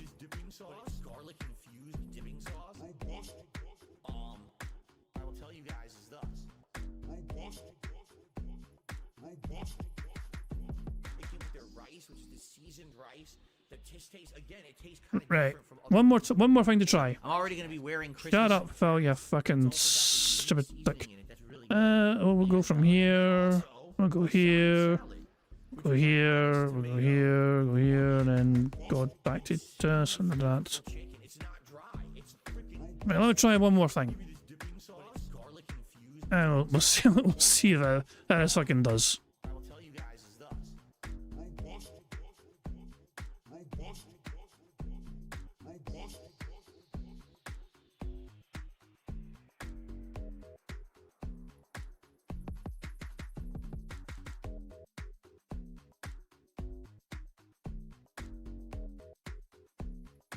Any fucking second now, YouTube. Any fucking second now.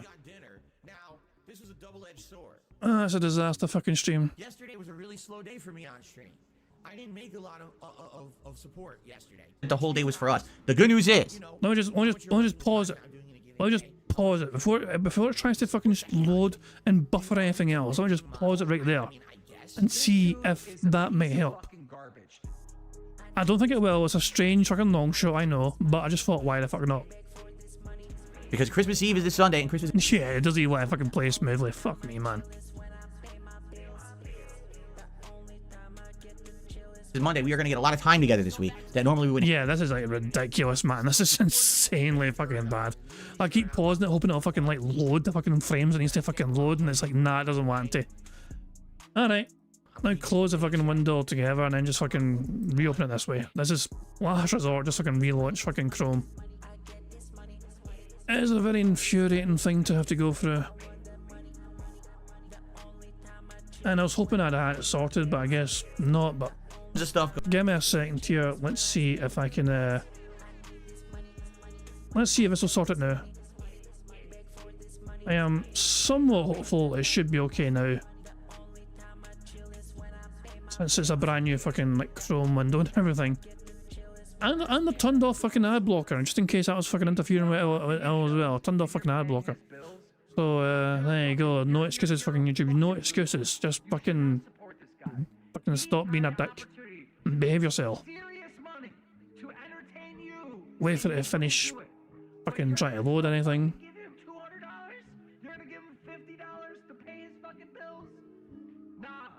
Still fucking wait. This is the dumb thing is as well. I can obviously stream and okay, it's so weird that this fucking issue is mine. It's just bizarre. Yeah, D-Dog, I actually did buy RAM, but it's not going to arrive until January. But I don't think the RAM's the issue. The RAM side of things is not the issue in this regard.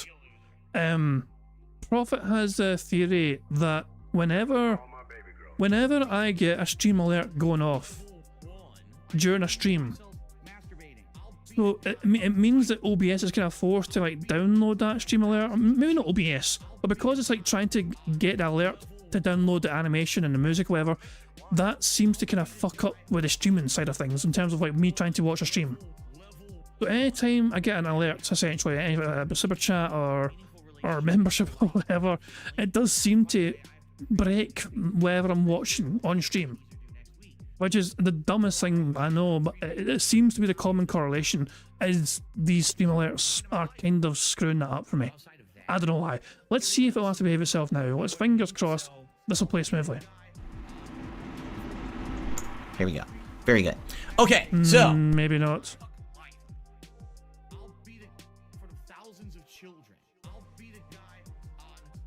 I do have a couple more ideas that kind of worked well for me last time. I'll tell you what, guys. Give me 5 minutes, okay? I'm going to just show you like the BRB screen. I got an idea, and this worked for me last time, so hopefully it'll work again. 2 seconds, just BRB. Sorry about this.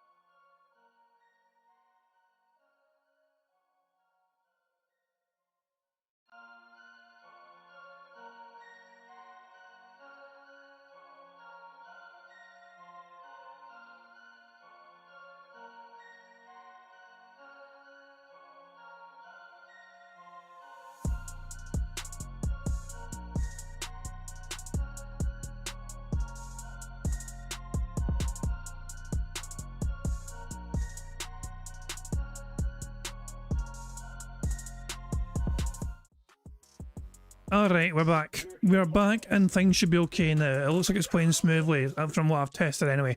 Sorry for that delay, guys. I really am sorry. I mean, I put it this way. I am definitely trying my best to rectify this situation. I've not been ignoring it. I've been trying to sort it, been trying to resolve it. The things I've tried so far haven't really worked. But yeah, what I did there, I basically just I just shut down Chrome entirely and everything and relaunched Chrome entirely. Because even though I closed the browser, Chrome was still open in other windows essentially. But just, you know, task manager, end that task, fuck it. And bottom line is, it seems to be okay now, you know what I mean? It seems to be playing alright now. And I'll just crack on from here at 1.5 speed. Let's get on with the show. Sorry for the delay, guys. Printer won't work, you know, I'm trying to pay bills. I don't like that. I wish that the whole day was for us. The good news is, because Christmas Eve is this Sunday and Christmas is Monday, we are going to get a lot of time together this week that normally we wouldn't have. So we're very much looking forward to that. Okay. That's Phil's day off. Here we go. Very good. Okay, so, that was yesterday. Nothing super special. Let's talk about today, and then let's talk about all the stuff coming up this weekend for the holiday. All right, so, excuse me. Excuse me. So, yeah, exactly. Almost 6 years out of a cheap printer is damn good. You're absolutely right. I'm telling you. I remember in 2017, I ran to like Target and just bought whatever they had. I just grabbed a printer, you know, okay, and I went home and started printing because I needed to print. You know, it was like the quickest thing. Now today, luckily today, you don't even have to go to the store anymore. Now you just get it right offline, get overnight shipping, which is what I did. So it's coming to this new printer's coming today. So that's good, but you know, I gotta hook it up in the next week and print shit. And, anyway, why am I still talking about that? By the way, thank you. Queen of Darkness just gifted 10 memberships to the channel. Thank you, Queen of Darkness. Remember, I do shout outs for contributions at the end of the show, so I will do that later. Congrats to everyone who's getting a gifted membership right now. I hope that you enjoy it, and be sure to thank Queen of Darkness. And happy holidays to you, Queen of Darkness. Thank you for the channel support. It's so nice of you. Excuse me. Whew. Okay, so what are we doing today? Today is a full day of gameplay, which is good, because we're going to have a lot of holiday-themed things out of the ordinary over the weekend, so it's good to have a nice day back that's normal. Today's first stream will be Baldur's Gate 3 continuing. I'm excited because last time around we just recruited a new party member. I don't know how many of you were thinking the new party member, Karlak, I don't know how to say your name, should join the party, or maybe we should keep the party we have, or maybe have a hybrid, you know, mix-up, drop one person, put someone else in. I'm not sure. I guess we'll talk about it when we start today. And then we're going to continue on. We have a mission for her to take out a group of paladins, so we could do that. We could continue moving westward. I think the main quest of Act 1 is to go to that goblin camp, correct? I think that's what the main quest is. So maybe that's the last thing we should do. A lot of people were telling me maybe I could go back now to the village I just left with the spider hole. There was like a bunch of spider webs on it. Apparently there's a dungeon down there. And people were like, yeah, now that you're level 4, you go back and do that. That would be fun. So I don't know. I mean, we'll see what we do today, see what you guys recommend. A lot of people have different ideas of what we should do next. So, Karlach. Her name is Karlach. Okay. Okay. Anyway, good stuff today. Good 3+ hour session again. As long as you guys stick around and you hang out with me and we engage and have a good, you know, good interactive time while I'm playing this game, and you help me to enjoy it and understand the stuff I don't understand. You know, I think we're gonna have a good time. You know, brand new character now. Yet again, it looks like another build. I think people were saying she's a barbarian. I don't know what barbarians are good at. I know that Lae'zel is a fighter. So what's the difference between a barbarian and a fighter? I don't know. You know, got to find out firsthand, and this will be an opportunity for us to kind of investigate and figure that out and go from there, right? Karlach, not Karlach, not Karlach, Karlach. Like if you lack a car, you have no transportation, you say Karlach. I'm Karlaching. Okay. Cool. Alright, so that's tonight. I'm excited for that. And I hope that you guys will stick around again and enjoy. It's been fun. And I'm looking forward to it. So stick around. She says her name like Karlach. That's what I just said. Karlach. Right? Karlach. I'm just going to keep saying Karlach. So Karlach. Alright, enough of that. So that's the first stream. Then tonight on the late stream, 6:45 p.m. Pacific time. Friday Night Fights is Street Fighter 6, but we are not playing Dalcine. For those of you who are absolutely tired of the stretchy guy, the good news is we're not playing with the stretchy guy. Tonight I am returning to Blanca. And last night I actually watched 2 of the top-rated Blancas. One's Nishinkin, and one of them is Problem X. So I watched them play, and I'll be honest with you guys. All the stuff that I'm seeing them do pretty much is very similar to the stuff that I would do in a match. The one difference, they seem to utilize Blanca's level 2 super. And that's something I never really learned. I feel like the only way to properly learn the level 2 super is to kind of mess around in the lab, because I don't understand the situations where it combos properly. Every time I try to do it, I'll do like a combo into it, and I'll get it hit once or twice, and it just stops hitting, and I'm wide open. And it frustrates me, and I don't want to use it anymore, right? So these top players have essentially mastered the level 2 super usage, where every time they activate it in your combo, you're going to lose 60% of your health. Like, they know exactly the right way to use it, or to mix you up, because you think that, like, it's not going to hit, and all of a sudden it hits for the extra hit, and it becomes a giant combo. So we're going back to Blanca tonight. We'll see how it goes. We are going to play casual play. I just want everyone to know it's custom match casual play. We're not going to be doing ranked yet. I'm not saying we're not doing ranked at all, and I'm not saying we're not even doing ranked tonight. I'm saying we got to start somewhere. I haven't played with Blanca in over 2 months, so I know I'm going to be rusty. I have to play. I have to get back into the groove of using this character before we start going to ranked matches. Because remember, he's in Master. He's right around 1,500 Master points, so I need to be ready for that. I can't be jumping in and then losing 400 points because I didn't play the character in 2.5 months and just lose all my ranking like an idiot. That'd be pretty dumb, okay? So we're going to do that tonight, 6:45 p.m. Pacific time. Blanco returns to Street Fighter 6. Should be a good time, and hopefully I'll remember how to play and do pretty well. We'll see. Okay, then tomorrow, ladies and gentlemen, is the big one. Tomorrow is the big Christmas Marathon event, all right? Which means by the end of today, I have to buy the games, which means I'm going to be buying the Grinch game, Grinch Christmas Adventures, on Xbox to play. That's the cheapest version of it. It's $28 plus tax. Everywhere else is still $40, which is really silly. But supposedly, there's going to be a big Steam sale today, is what I was told. And taking a quick look, I want to take a look at the results of the poll that has been going on all week. So this is it. Whatever it says right now, this is our final result, all right? And here it is, ladies and gentlemen.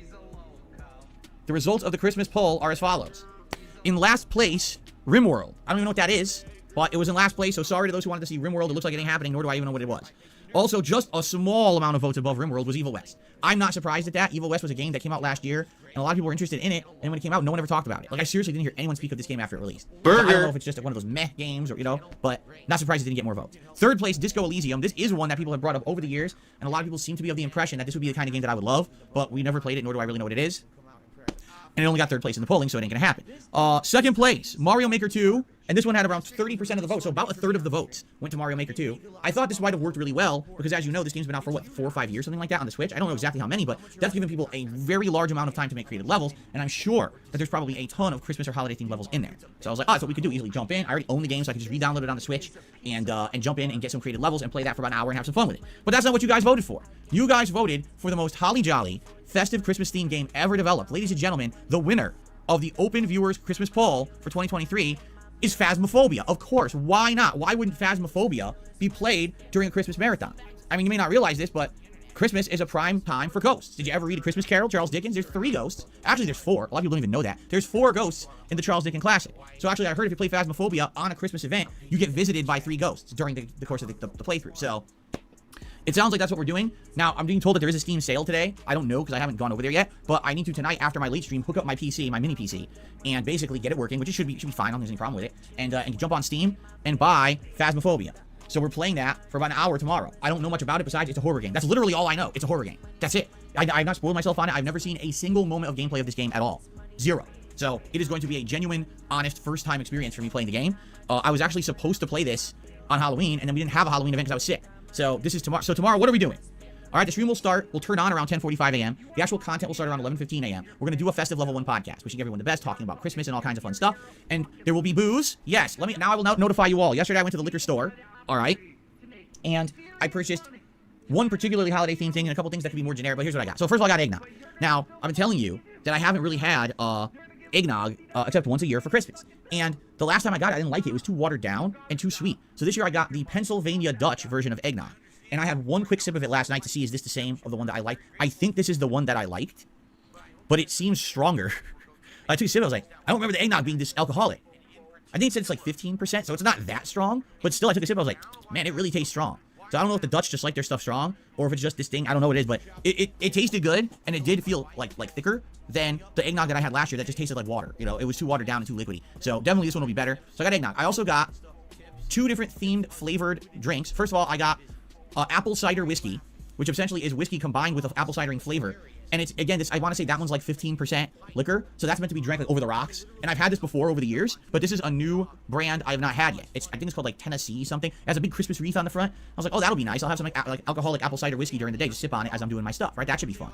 But then I also bought something that's actually hard whiskey. Like, it's not the watered down, it's actually pure strength whiskey, all right? But it's peanut butter whiskey. I've never had this before, all right? I'm curious what the heck it's going to taste like.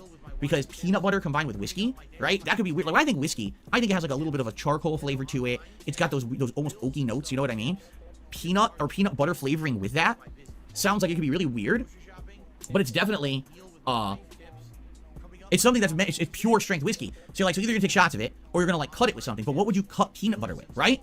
Right? Like, it doesn't really make sense. Like, if you're gonna have whiskey, Jack and Coke or something, right? That makes sense. You can have whiskey with various different things. You can make an old fashioned. Old fashions are really good. I've had those before. But what would you cut peanut butter whiskey with? I don't know.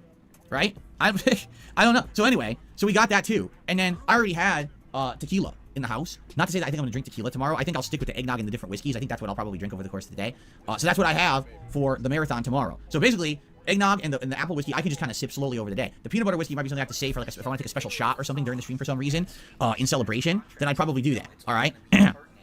So anyway, that's what I got. That's what I bought at the liquor store yesterday, all right? So we're going to have that all day to drink while I'm doing my fun marathon. We're going to be doing a gaming schedule update where we're going to go through the gaming calendar for January, February, March, and anything further, and we're going to hammer in the actual dates of game releases so that we can have a calendar idea of what's coming up each month that I'm going to be tackling. This is great because this is going to give us an idea, you know, how long do we have to play Baldur's Gate as the main stream? Do we have time to do other playthroughs? Because we are about to finish both RoboCop, and we're getting very close and probably going to beat Like a Dragon Gaiden also within the next 1 to 2 weeks. So since we're wrapping up these playthroughs, it makes a lot of sense to figure out what's next on the agenda rather than just all of a sudden not know what to do and have to rush into something, okay? So, let's see when we do that schedule update. In addition, we're going to be doing a holiday tier maker, where we're going to be ranking holiday-themed movies and specials against each other in a tier maker event. Now, from what I'm to understand, the tier maker we have is huge. It's like, no exaggeration, like 40 things. I don't think Oh, shut up, Phil. You said addition, which is another bingo. That's the first bingo of the game. Burger. 5 in a row. That's concerning. So yeah, there we go. We have a bingo. We need 1, 2, 3, 4, 5, 6, 7, 8. We're 9 away. We're 9 away from a full house, guys. But there's plenty of time. Ranking 40 things, that would take too long. I think we'll probably pick and choose the best ones and rank those, and a lot of them we're just gonna be like, we're not gonna get to. You know, I'm thinking like maybe at most an hour for the tier maker, but maybe not even. Maybe like half an hour, 45 minutes, right? I'll be wearing festive holiday attire all day. I have at least 4 holiday-themed sweaters. I don't know if I have more, but I have at least 4. All right, that I'd like to wear. Plus, of course, I have Christmas hats and the like. So that means tomorrow, no, we're not doing outfit perks for tips. I'm not putting on vests and stuff. I'm already gonna be wearing Christmas sweaters and things. We're not doing that tomorrow, okay? But it should be festive fun, and I'm gonna do wardrobe changes over the course of the day. Like every time between like taking a break or switching topics, like I'll probably change sweaters, okay? And there'll be 2 games played. One is the Grinch and one is Phasmophobia. So we're gonna have those 2 holiday-themed games played during the course of the day as well. And food, festive feasting with Phil.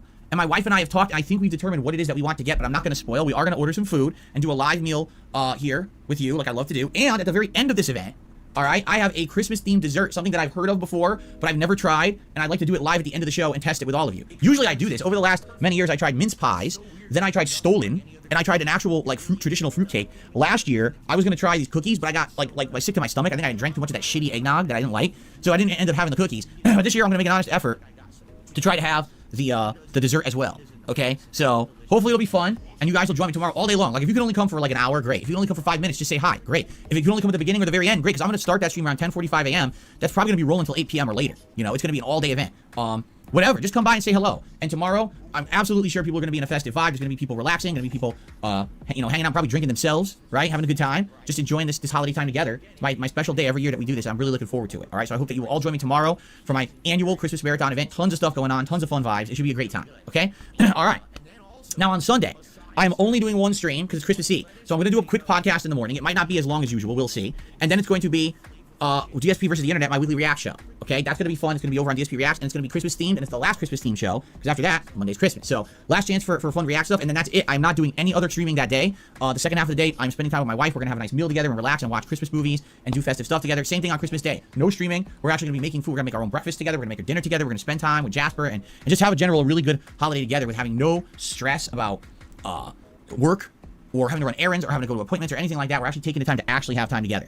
I'll be back on Tuesday, and on Tuesday it's going to be Baldur's Gate 3 paired with a late night stream. And honestly, I'm not sure what it should be because I need your feedback. I need to know how much longer I have in RoboCop. I've been asking you guys who know RoboCop how much longer is left. No one's really answered me. I don't know how many hours we have left. If RoboCop needs like a full 3+ hour daytime stream to finish, then I'll wait till next week to finish it, you see? But I'm not getting any clear answers. So if RoboCop only needs like 1 or 2 hours left to beat it, then we'll beat it Tuesday night. But if not, then it'll have to wait till next week, okay? So please give me feedback today, tomorrow, over the weekend. I need to know how much is left in RoboCop to make that decision. So if we don't do RoboCop Tuesday night, then likely we'll do some Like a Dragon Gaiden. We'll do a couple hours of Like a Dragon Gaiden chill streaming on Tuesday night. And then on Wednesday, it'll be more Baldur's Gate 3. And then Wednesday night, we'll decide, hey, do you guys maybe want to see some more Street Fighter? Do you guys maybe want Modern Warfare just for a one-off multiplayer stream that night? Like, I'm okay with whatever that night, all right? So that's my streaming week. I'm off that Thursday. Now, that coming week after that, which would be starting on the 29th, so it'll be 29th, 30th, 31st. Yeah, so it'll be like the last 3 days of December, the first few days of January, okay?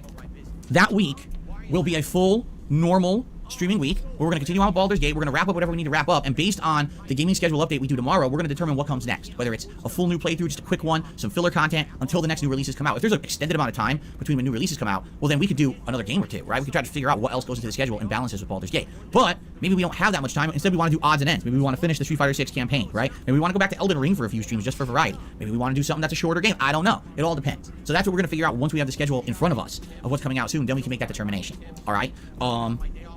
Okay, outside of all of that, the only other thing you guys need to know about is I'm going to be working on my year-end series. And if you take a look at the calendar, okay? I'm thinking that the year-end series should take place the first full week of January. So that would be, you know, me starting on my Friday the 5th and ending on Wednesday the 10th. I think that's going to be the week I'm going to do them. My year-end series usually are twofold, but I'm actually going to get threefold, okay? Sound good? So, number 1, Game of the Year Award. I'm going to count down my favorite games of the year. Simple, but important. Number 2, most disappointing games of the year countdown. What are the games that this year I either had high hopes for or were overhyped and ended up being incredibly deflating and not as good as intended, right? Not necessarily the worst games of the year, but the ones that disappointed all of us the most, including me. By the way, my chair doesn't look centered, does it? It looks like it should be a little bit more this way. Whatever. And then, lastly, and this is the new event, okay?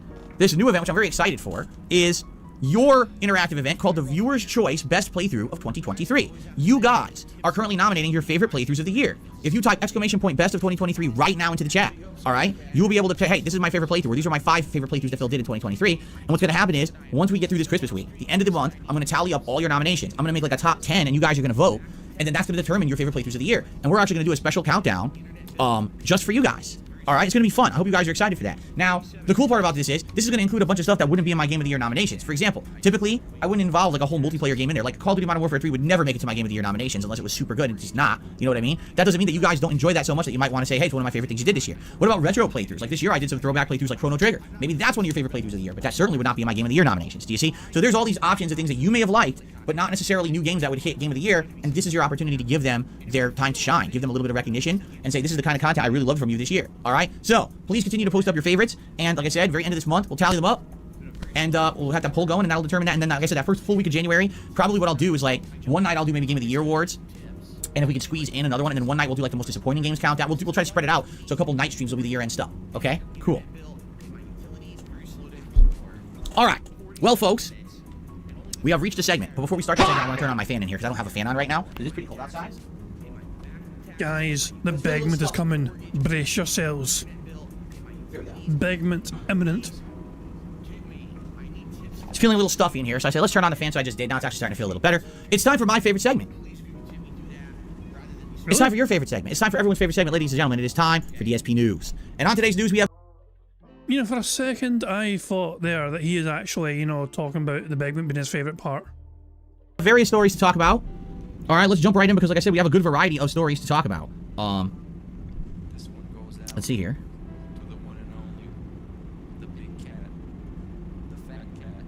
Oh, okay. We have two follow-ups to the hacking story about Insomniac Games. As you know... Now, is Phil going to depict this accurately, or is he going to fucking get it wrong like most people have gotten it wrong? See, Phil is...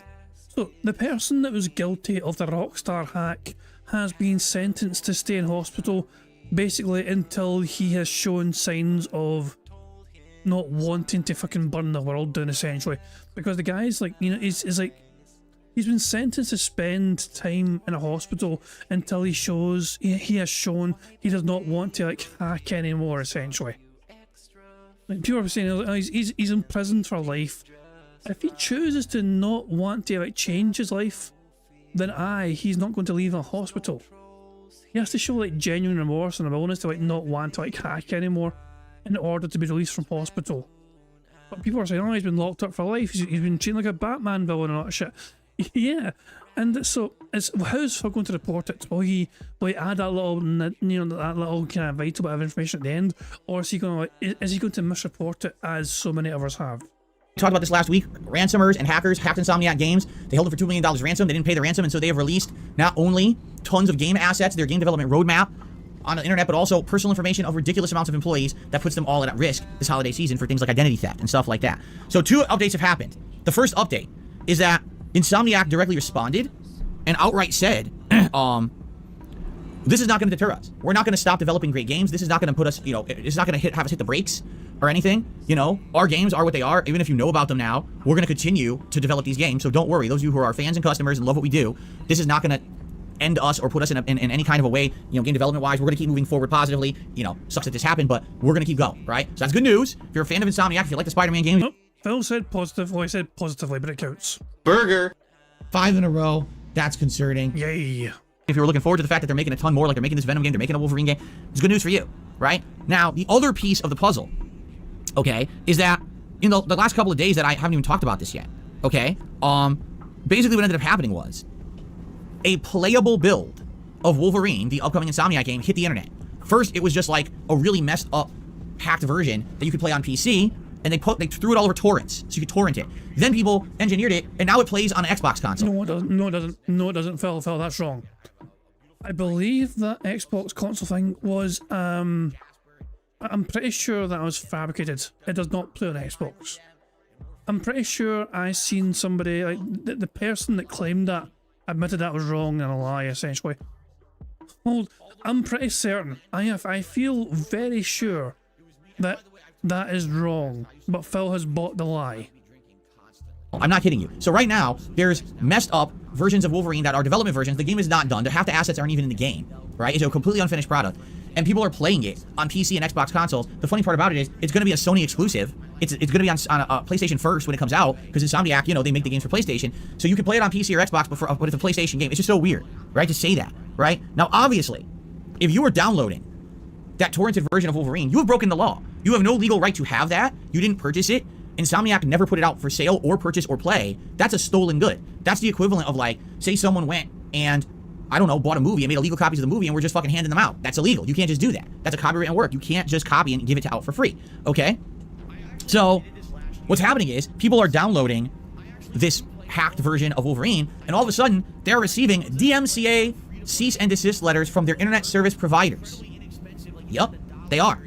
And I've seen this before, because this happened to me ages ago. In the 2000s, you know, when this stuff was new, when everyone was using things like LimeWire and stuff like that to steal. I admit, I was one of them. In my 20s, I was one of the millions upon millions of people who were stealing content on the internet. Holy shit, Phil, what about your moral compass? Your moral compass didn't prevent you from fucking stealing content on the internet. Your parents must be ashamed of you.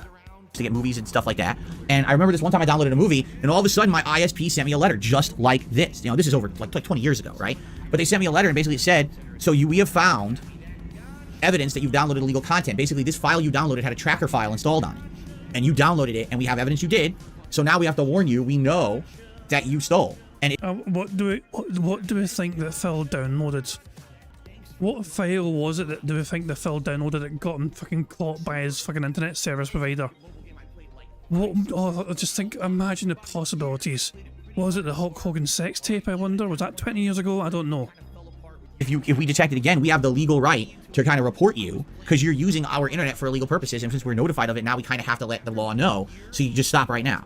Okay? Now, in reality, is that legal? Could they have done something? Maybe, maybe not. I don't know. I never looked into it. I tell you that. When I was in my 20s, it put a fear into me, and I was like, well, I guess that's it. I'm not downloading nothing else. I'm not going to be downloading from any of these torrent sites or LimeWire or whatever it is. I'm done with that nonsense. You know, I'm not going to put myself at risk where someone's going to come after me and try to sue me or something. So I stopped. Okay? Well, people are, once again, getting these letters from their ISPs. They're putting them all over the internet, basically. Yeah, I'm going to read one word for word. Notice of action under Digital Millennium Copyright Act. Dear blah, blah, blah. We have received a notification by copyright owner or his authorized agent reporting alleged infringement on one or more copyrighted works made on over your Xfinity internet service. So this is Comcast, what I have. What's the issue? The copyright owner identified the IP address associated with your Xfinity internet account at the same time as the source of the infringing works. The works identified by the copyright owner and its notification are listed below. We remind you, use of our service in any manner that constitutes infringement of any copyrighted work is a violation of Comcast DMCA policy and can result in the suspension or termination of your service and account. What steps should I take? Search your devices for these files and delete them immediately. Call us for additional help. And it says right here, infringing work, Wolverine. And there's the file name for it. Infringement date, 12/20/2023. Yup. So there you go. Yep. So, I mean, in reality, do I think anyone's going to be taken to court because they downloaded an early unfinished build of Wolverine? No. But at the same time, do you really want to lose your internet because you downloaded it and you're playing it? And by the way, it's not a good build. It's an unfinished early alpha build with no environmental assets. It's like Wolverine, no actual detail on the body, running around attacking generic enemies or whatever. Why do you want that? Right? Anyway, so that's what's going on right now with that. But Insomniac's pushing ahead. Of course, the one thing you have to realize is that literally everyone who works for that company or recently worked for the company, because their information was leaked too, has to now worry about things like being impersonated, identity theft, because all of their basic information, their names, their addresses, their phone numbers is public. It's been put on the internet. And anyone could take that data and try to impersonate those people for various malicious things. It's messed up. And before you say, oh, well, why would anyone bother with that? No one cares about them. Because people are fucked up. People are crazy and think that just because they can get away with something, they should do it. It doesn't matter if it actually benefits them in any way, or even if they see the end repercussions of what they're doing. They literally will do something nasty to someone on the internet to know they got away with it without ever knowing it affected the person, just as long as they got to do it. It's pretty messed up. That's how these people are. So in general, yeah, you feel really awful about this. And I feel bad about it because I've been through it myself. And I wish them all the best, especially the holiday season is the worst time for this to be happening, and it's happening to them right now. So I guess we'll have to see what happens moving forward. Continuing on. You may not have heard this story. This one is kind of slipping under the rug. Dark Souls 2 and Armored Core Verdict today, which I think is Armored Core 5, will go offline permanently. On March 31st, 2024, FromSoft put out a big post that they're shutting down the game servers permanently. Did you hear this? I don't think a lot of people did. So what does this mean? Well, can you still play Dark Souls 2? Yes. Can you still play Armored Core Verdict today? Yes. But all online components will be disabled. All of those messages on the floor that are either troll messages or really helpful or says something like thrust crotch here or something like that because some dead body's bent over a ledge, you know, they're all going to be removed. They'll all be gone. There will be no online components of Dark Souls 2. They will all be removed from the game. And you might say, this early? Well, remember, Dark Souls 2 is a pretty old game. Dark Souls 2 came out a decade ago, I want to say. Pretty much, or close to it. It's a 10-year-old game. And by the way, this only covers the original versions of the game. So the original Xbox 360 and PS3 version, the launch versions, those are the versions affected. This does not affect Dark Souls 2 Scholar of the First Sin. That version of the game still will have online components and compatibility still working. The whole problem is, though, if you remember, when Scholar of the First Sin came out, a lot of people had issue with it. They were like, it's not, you know, they changed it. You know what I mean? It doesn't play exactly the same as original Dark Souls 2. There's a lot of tweaks and things that change that game. Some people are sticklers for the original and want to play just the original. You can still play them, but you cannot play them on the original version on PS3 and Xbox 360 as they were originally designed. There will not be the online messaging or invasions or multiplayer. None of that will exist. Okay? So that does kind of suck in my opinion. What if you want to go in and play the originals? Like, I distinctly remember when I was playing Dark Souls 2, how it was cool because that game you could go off in different directions and explore, and you could actually fight bosses and do things in different order. And I remember I was talking with a couple different content creators, like SSOHPKC, we were tweeting to each other at the time, about how he went one way, and he did one thing over here, and I went another way completely and did something over here. Will said tweeting, it counts as Twitter. Burger. 5 in a row. That's concerning. And our gameplay experiences were totally different because of that, right? And at the time, everyone was hyped, everyone liked the game. Of course, now a lot of people are like, nah, it's one of the worst ones. Well, at the time, people liked it. It's just a shame to see games with these online components lose that. Like, for posterity purposes, you wish that people would always get the original experience if they so choose to play those games. And now it seems like the only way to do that would have to be playing Scholar of the First Sin, but that's not the original. It has differences. They've definitely changed gameplay mechanics and things in that one, and it won't be the same, okay? So there you go. All right, let's continue. Oh, so the next 3 stories are all tied together. No, except for the next 2 stories are tied together. Bobby Kotick, longtime CEO of Activision, is finally stepping down on December 29th. It's 100% official. Now that the Microsoft buyout and merger of Activision Blizzard is going through, he's going to be gone in just a few days, 1 week. In 1 week, he's history, okay? A lot of people are rejoicing at this because they don't like Bobby Kotick. They think that he's basically been an awful leader and led the company astray. Other people are completely on the opposite side of the fence, saying, no, he was a really great leader. This is the end of an era. We don't really know how to react. And then there's people who don't really care either way, but make some interesting observations. For example, it has been reported that Bobby Kotick was being paid $155 million a year to be the CEO of Activision Blizzard, per his filings. You know, he has to file reports with the government of how much he makes, okay? I want you to think about that. $155 million, okay? So they did some math and they're like, well, the average person involved in game development gets paid about $40,000 a year. I actually don't believe that. I believe it's higher. I think what it is that they're factoring the game testers that get paid like pennies. And so I don't think that, I would think if you're a full-time game developer, at minimum, you're probably making 60 grand a year. I could be wrong, but that would be my... How the fuck would you know though, Phil? How in the hell would you know? Well, you make 6 figures per fucking year. You have no concept of what the fucking real world is like for people earning money. I guess. But even then, if you do the math, all right, like literally you could employ 1,000 employees for the same cost as what you're paying Bobby Kotick to be the head of Activision Blizzard. And it's hilarious because when you look at the industry as a whole, we've got layoffs over here, and we've got games failing over here, and we go, oh, is the industry imploding? Is the bubble bursting? Well, not if you're one of the CEOs. Why is it that these guys seem completely insulated from anything that happens in the industry, and they receive that much money a year as a payout? What the fuck do you think Bobby Kotick needs $155 million a year to do? What do you think he even did to earn that? Sat in a fucking boardroom and... Yeah, money, money, oh, money, money, yeah, money, money. Thank you very much, Vika, for the super chat, who says, "'Tis the season to give back to the community. Big ups to the Scottish mad lad for his bingo and his attempts to derail my many attempts at derail. Most of the time it works," he says. "Merry Christmas to everyone here, and please, holy God..." Hold on, I'll play a sound clip to finish us off. Oh. "Merry Christmas to everyone here, and please, holy God..." Make the bad man stop. There we go. Thank you very much, Viga, for your very kind super chat. It is much appreciated. Thank you very much indeed. And yeah, I tried my goddamn best to fucking derail Aviga. On that being said, we finally got him on it. After months of campaigning, months of riots, months of constantly harassing Alt and his big massive fucking forehead to get you on the goddamn show, finally we got you on the goddamn That Being Said. Finally happened.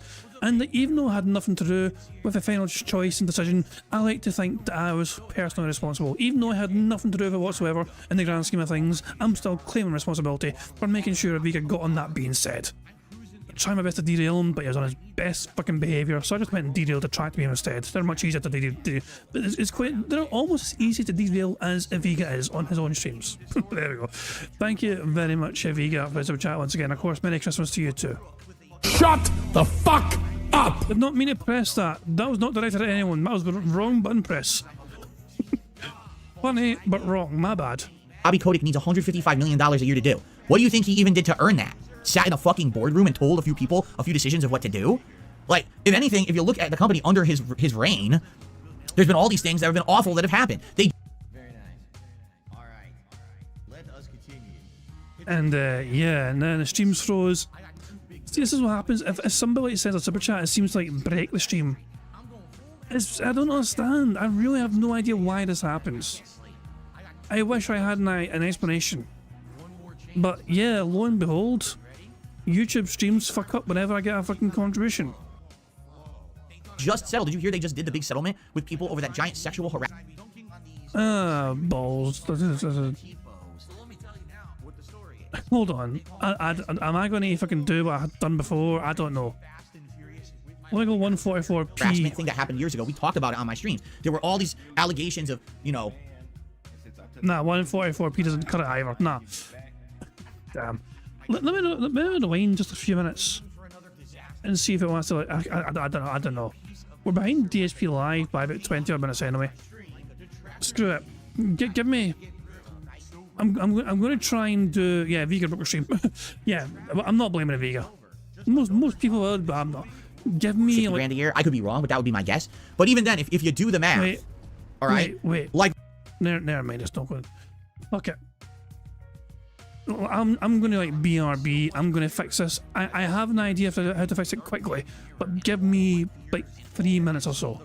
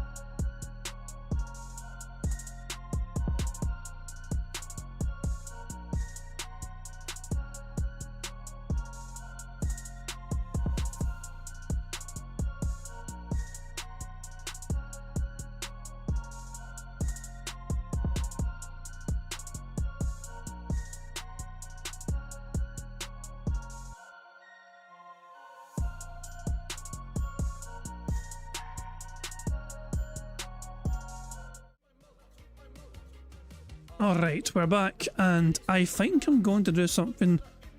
I think I'm going to like just disable like notifications. You know, I'm just going to disable the bar altogether, and hopefully it won't break streams. I mean, if people still also like want to contribute, they can, but at the same time, it seems like for the stream trying to download these things happening, like is seemingly affecting YouTube. So if I disable the notifications, maybe it won't have an impact. I don't know, but I have turned it off anyway for now. We'll see what happens. Oh, so the next 3 stories are all tied together. No, except for the next 2. Oh yeah, also I rewound it back to the start of the fucking story where he's talking about Bobby Kotick. Bobby Kotick, sorry. 2 stories are tied together.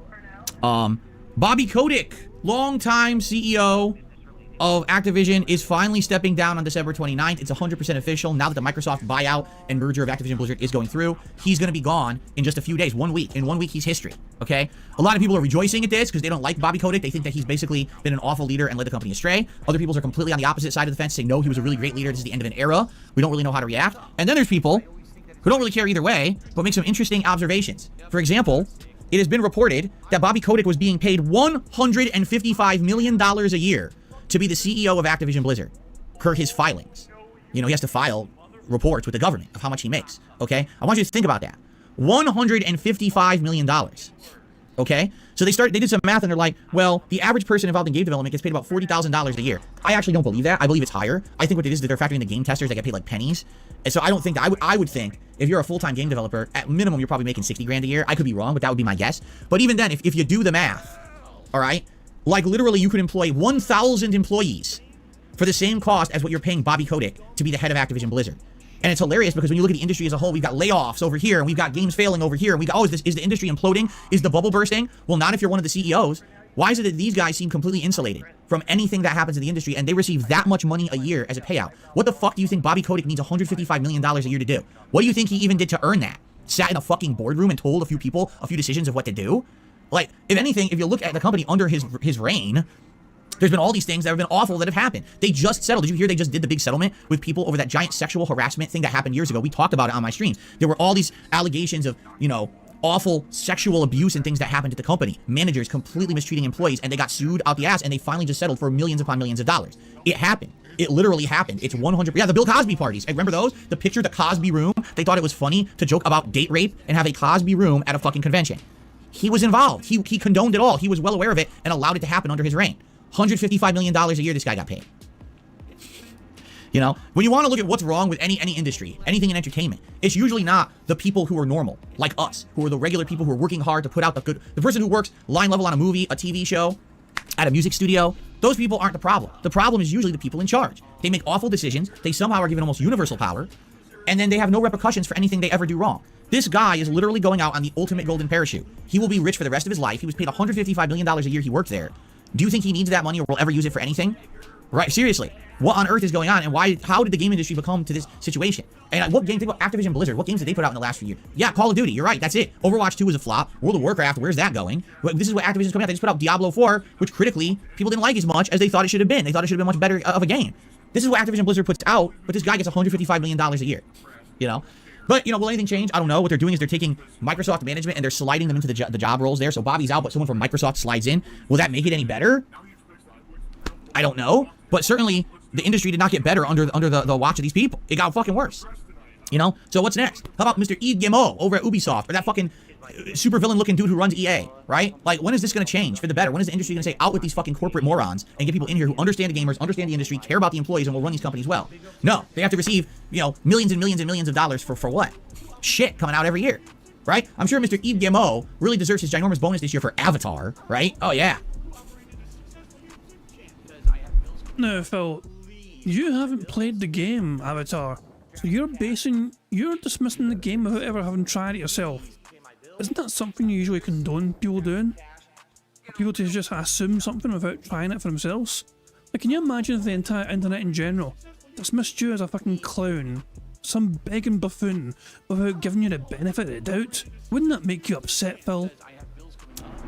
Okay, one final story that's being literally misreported all over the internet, so I feel like I should report it properly to you.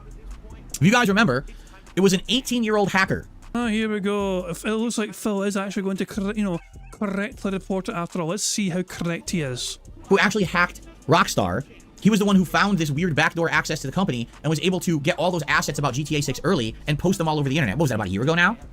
So come to find out, information has come out about this 18-year-old kid. He already was under supervisual watch when he did this hack. Get this. He hacked Rockstar from a hotel room using an Amazon Fire TV stick and shitty hotel internet while he was under police protection and not supposed to be actually able to do anything. He was already under arrest for hacking, and he hacked Rockstar while under arrest for hacking. Okay? In my opinion, obviously, if for somebody that clearly has some passion to do that kind of stuff, just fucking pay them to become a fucking hacker that'll work in security. Like, they're clearly skilled. They're clearly very fucking skilled. So do your best to try and make sure they're not a fucking criminal and try and get them on your side. Get them on the side of good. Make it worth their while. You know what I mean? I don't know. It's like, what's the alternative? Just fucking just have their skills go to waste and not be used for any. I don't know. But yeah, I've seen quite a few people talk about this saying, imagine what they could do with an iPhone and all that shit. But yeah. So the reason that I'm telling you this story is because there's a false story going around the internet right now that this kid, he's 18, he's not a kid anymore, that he has been sentenced to be incarcerated in a hospital for life, a mental. I mean, it's not a fake story.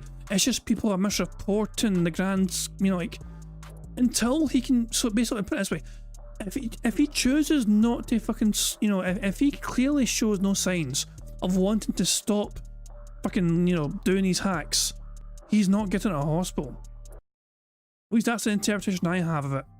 Hospital for life, and that he's stuck there forever. This is wrong. People are idiots and misreporting the story. What happens is they fully investigated this kid and diagnosed him. Supposedly, from what people are saying, he has autism, and it's to the point where he's like so hyperfixated on hacking, like that's all he thinks about. Supposedly, like it's obsession. It's like mania. Hacking. He wants to hack. They outright said to him, "If you were freed, what would you do?" "I'm gonna hack more. I want to hack more. That's what I'm good at." Like he's outright said stuff like that. So what they're saying is they want to leave him under medical supervision until at some point in the future, which is an indeterminate time. It seems like maybe this is passed through whether it's therapy or whatever it is. They can get this kid to stop being so insanely hyperfixated and obsessed on hacking. Okay, but he's not life sentenced to a hospital. Basically, they're saying is we can't let this guy out because he could be a risk to himself and society as a whole if he goes out there and literally hacks every system out there, right? So we need to keep him under kind of control until he gets better. But that doesn't mean that he's in a life sentence. People are like reporting this as if like he's under lock and key for the rest of his life. He'll never get out. And then what's happening is people are correcting the story because everyone ran with that story, which is completely false. And then people corrected the story and were like, no, that's not true. He's not like Magneto. They're not putting him in a fucking plastic cell, so he can't use his magic hacking powers to control the cell and free himself. Like, what are you talking about? It's just that the kid, obviously, I think mania is actually like the best word for it. Like, he just can't control himself. He's Yeah, I mean, whatever. He's also, hold on. Burger. There we go. 5 in a row. That's concerning. Good shit. Maniacal actions, and they need to try to get him back in a healthy way of thinking so that he doesn't just want to do these things. He's not, locked up in a gulag 4 million feet below the surface of the Earth's crust because God forbid if he steps foot on the planet's surface, all hell breaks loose. Like, what are you talking about? And it's not a life sentence. It's that they want him to be better before he steps out in society because he's literally said to them, I will just keep doing this because I can. That's it, So, that's pretty crazy. That's a pretty crazy story, pretty insane. So obviously, hopefully the person gets better. I don't know the name. I don't think they had a name or anything, but hopefully this person gets better. That's crazy. You're so obsessed with doing something just because you're the best at it that you can't stop yourself, even though you know it's harmful to everyone around you. You still do it. It's not good, right? Okay, well, that's the news for today. Now, ladies and gentlemen, it's time to get to shout-outs, so let's start with that segment, shall we? We have to get to it. And Queen of Darkness today, earlier, gifted 10 memberships, so congratulations to the following people. Excuse me. Goldfish, Phoenix Felix, 4 scores and 7 beers ago, Mr. Plow, Bully Hunter 69, Husker, Darziak, Lado, David D, and Joshua Mumma.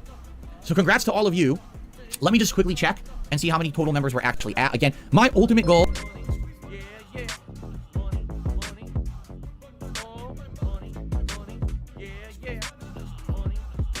Thank you very much to you, Torment, for the super chat, who says, I'm here to interrupt non-stop pig Latin to appreciate you for your bingo services and wish you a happy Friday. Thank you very much, you Torment. And I hope you're enjoying your Fridays. I hope everyone's enjoying their Fridays. Look, it's a Friday before Christmas. We got the weekend ahead of us, and then Monday, instead of it being a fucking shitey Monday, Monday is Christmas fucking day. You know what I mean? We have such a fucking... The fucking positively, there's so much happiness and positivity in the fucking air because Christmas is imminent. It's like we've all got plans to fucking like, what are we going to do for Christmas, and what do we still need to get for Christmas? I need to get this car. I still need to get this present, I need to get these snacks for the fucking family and friends and all that jazz. There's so much to look forward to, really, there really is. There might be a bingo stream tomorrow. I'm not sure if I'm going to be able to do it yet, but there might be a bingo stream tomorrow. I'll see if I can do it. If I can, I'll be here. But we'll see. I'll see if I can do it. Also, I am hoping that Super Chat hasn't broken the stream again. Let's see. Is to get this channel back to 650 members, but being that it's my day back, I didn't think we were going to do that today, so I more reasonably put a goal here of 15 members. But if we can get back to 650, I mean, yes, that would be incredibly helpful. It sucks that every time it seems like we're getting ahead, then we lose more. So right now it says we are at 630. That's what it says, okay? I think we're good. Oh, bugger me. So let's go ahead and update. So if we get to 635 by the end of the stream, obviously I'd be very pleased with that. If we exceed that, great. You know, the ultimate goal is 650. Thank you so much to Queen of Darkness for supporting the channel this morning with those gifted memberships. That is very appreciated. And again, everyone be sure to thank Queen of Darkness if you got a gifted membership. Okay. Our first tip of the day is a $5 tip that I received from It's Snowing. Okay. So someone named It's Snowing just did a $5 tip. Hold on a second here. There we go. A little bit of a delay loading my animations page today. I hope this works. We're about to find out. There it is. Okay. It actually did play, but my animations page kind of locked up when I clicked the button. That's weird. So anyway, thank you, It's Snowing, for a $5 tip.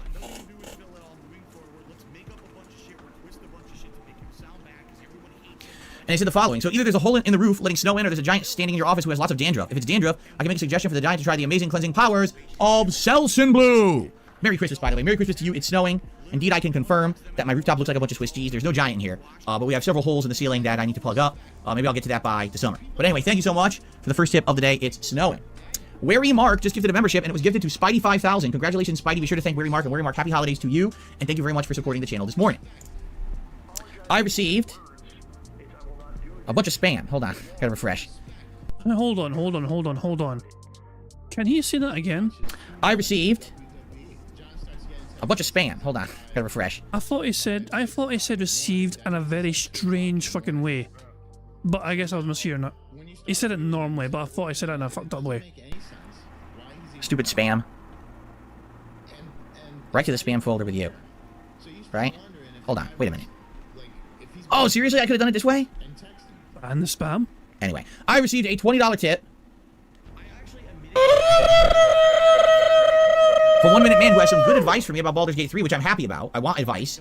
And I think that 1 Minute Man feels that this advice is going to help me with my playthrough. So let's read it here. It says basically, when you level up, try to increase your perception and advantage to avoid missing attacks and rolls. Now, I wonder where those stats come into play. And the reason I say that is we did level up, right? But it seems like when you level up, what do you get by default? HP. You unlock spell slots. You sometimes unlock specialty things per your class. But where exactly, like what stats? How would you upgrade your perception and advantage? That's a good question. I don't remember seeing that, right?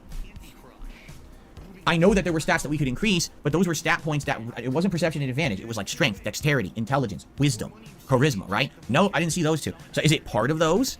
Does it tie into those stats? Or is it every certain level, every certain amount of levels, then it asks you to level those? I wonder. Wisdom? Is it under the wisdom stat? I don't know. All right, we got a little bit of time left, everyone. If anyone has any questions they would like to throw my way, by all means, please do. I'm open ears here. If you tag me in the chat, we'll do a little bit of Q&A. If any other contributions come in today, I'll shout them out. You guys know my usual goals. Number one, I'm trying to hit 635 members this stream. If we exceed it, great, but if we hit it... The Bigman's here after all. We finally got a Bigman that came after the contributions, which is very strange. Excellent. And I'm trying to hit the tier 1 tips goal of $50 today on the stream if we can. If we don't, it's not the end of the world, but those are my general goals for today's stream. Happy Friday to you, Derek. You posted up your DSP versus the internet videos. Great. Thank you for that. Everyone, you got today and tomorrow to do that for Sunday's Christmas Eve special. Have you seen John Wick 4? No. I only saw John Wick 1 and 2. I never saw 3, and I have not seen 4. So there you go.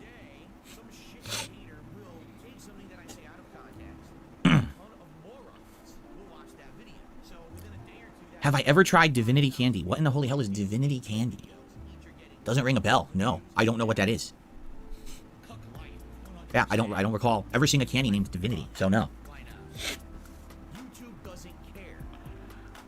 You cannot believe I never played a Valkyrie profile game before. I never did, Jamie. Until, you have to understand something. Until I became a YouTuber, literally the only exposure I had to almost like pure Japanese-style games was like Street Fighter, maybe Guilty Gear in the fighting game franchises. You know, every once in a while, you know, the more mainstream, like, I guess you could say Nintendo is Japanese-centric, but not really. It's so mainstream, right? I never really even heard of that shit. I really didn't. You guys have given me exposure to franchises like Persona, Yakuza / Like a Dragon, right? Hell, even, I would say the first RPG that I played was Tales of Vesperia. That kind of played like that. You know what I mean? That was kind of in that, everything looked like an anime character or whatever. So, yeah, I was just kind of not in line with any of that stuff. You know, now I'm aware of this stuff, being a content creator for 15 years. But, now hold on, I just missed a bunch of things. Let's see. Saying hello to you, Jade. How are you this morning? Good to have you. Ever had spam and eggs? I've never had spam and eggs. No, I have not had eggs, but I never had spam combined with eggs. Dragon's Dogma 2, absolutely, I'll be playing next year no matter what. I'm very interested in it. I loved the original game many years ago, and now that I'm an interactive streamer, I feel like that playthrough would do way better, because that's the kind of game that we can have fun interacting while I play it, as opposed to back in the day, I was an offline guy, I didn't do streams. So I was grinding in the game and making endless hours of content that people were like, nah, just more grindy content, right? So the playthrough didn't actually do that well for me back then, but I think that today, people might actually like that kind of experience. Yes, I like the Dragon Quest games, absolutely. I absolutely loved Dragon Quest 11. That was one of my favorite RPG playthroughs I've literally ever done with you guys. It was so fun and interactive, chill times, great plot. The game had basically 2 games in one with the double plots. It was really well done. I love that series. I can't wait for 12 whenever it comes out. Maybe in my lifetime. Maybe I'll be dead. I don't know. Seems like they're taking their sweet time with it. Okay. Why don't I talk about the type of pastries that I like favorite types of breads or cakes? Because I almost never eat anything like that. I like pastries. I could have a good Danish, you know, a bear claw, a fritter. They're all good. I couldn't tell you the last time I had one. I don't get that kind of stuff. You know, every morning I have a bagel, usually with some cream cheese or something like that, and a coffee. That's my breakfast. Rarely would we have that. You know, we used to actually get stuff like that when we went to Costco, but then we stopped. We used to get either the muffins or pastries, but we stopped getting it. Instead, we just eat a bagel every day. So. Derek, I'm glad to hear you like my Christmas with the Cranks review. For those who don't know, I did release my final holiday review of the season, Christmas with the Cranks movie review, over on my DSP Reacts channel. So if you didn't see it yet, go. Oh, you son of a bitch! Just say sister channel. Just say sister channel. Oh, that fucking prick! It's like he fucking knows. It's like he fucking knows not to fucking say it.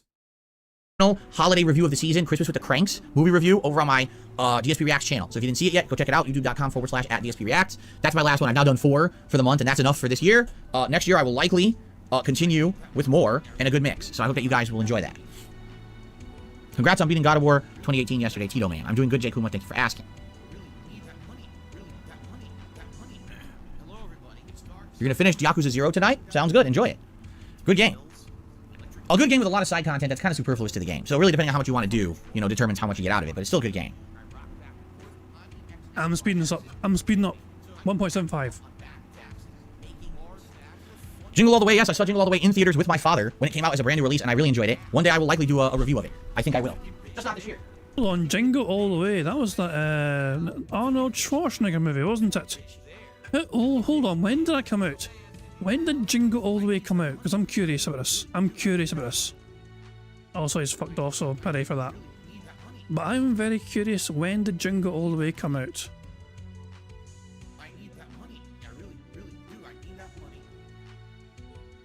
It's like, how old would Phil been? Jingle All the Way was released in 1996. So, how old would Phil have been then? 1996, Phil would have been 14? Like 13, 14 years old. 14 probably, because Christmas movie, so 14. Okay, I mean, like, it's just, you know, okay, like, I can understand maybe going to see it if you're like fucking, you know, yeah, a small child, but a 14-year-old teenager.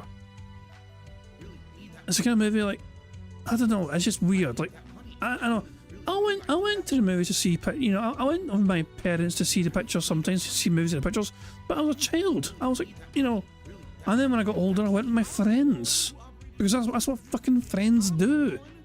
You go to pictures together, you call them fucking pictures. We went to the pictures together, you know. If you're really fucking old, we went to the fucking talkies, the fucking moving picture show or whatever. But yeah, you get what I'm saying though. But 14 years old and feels like I'm going with my daddy because I don't have any friends.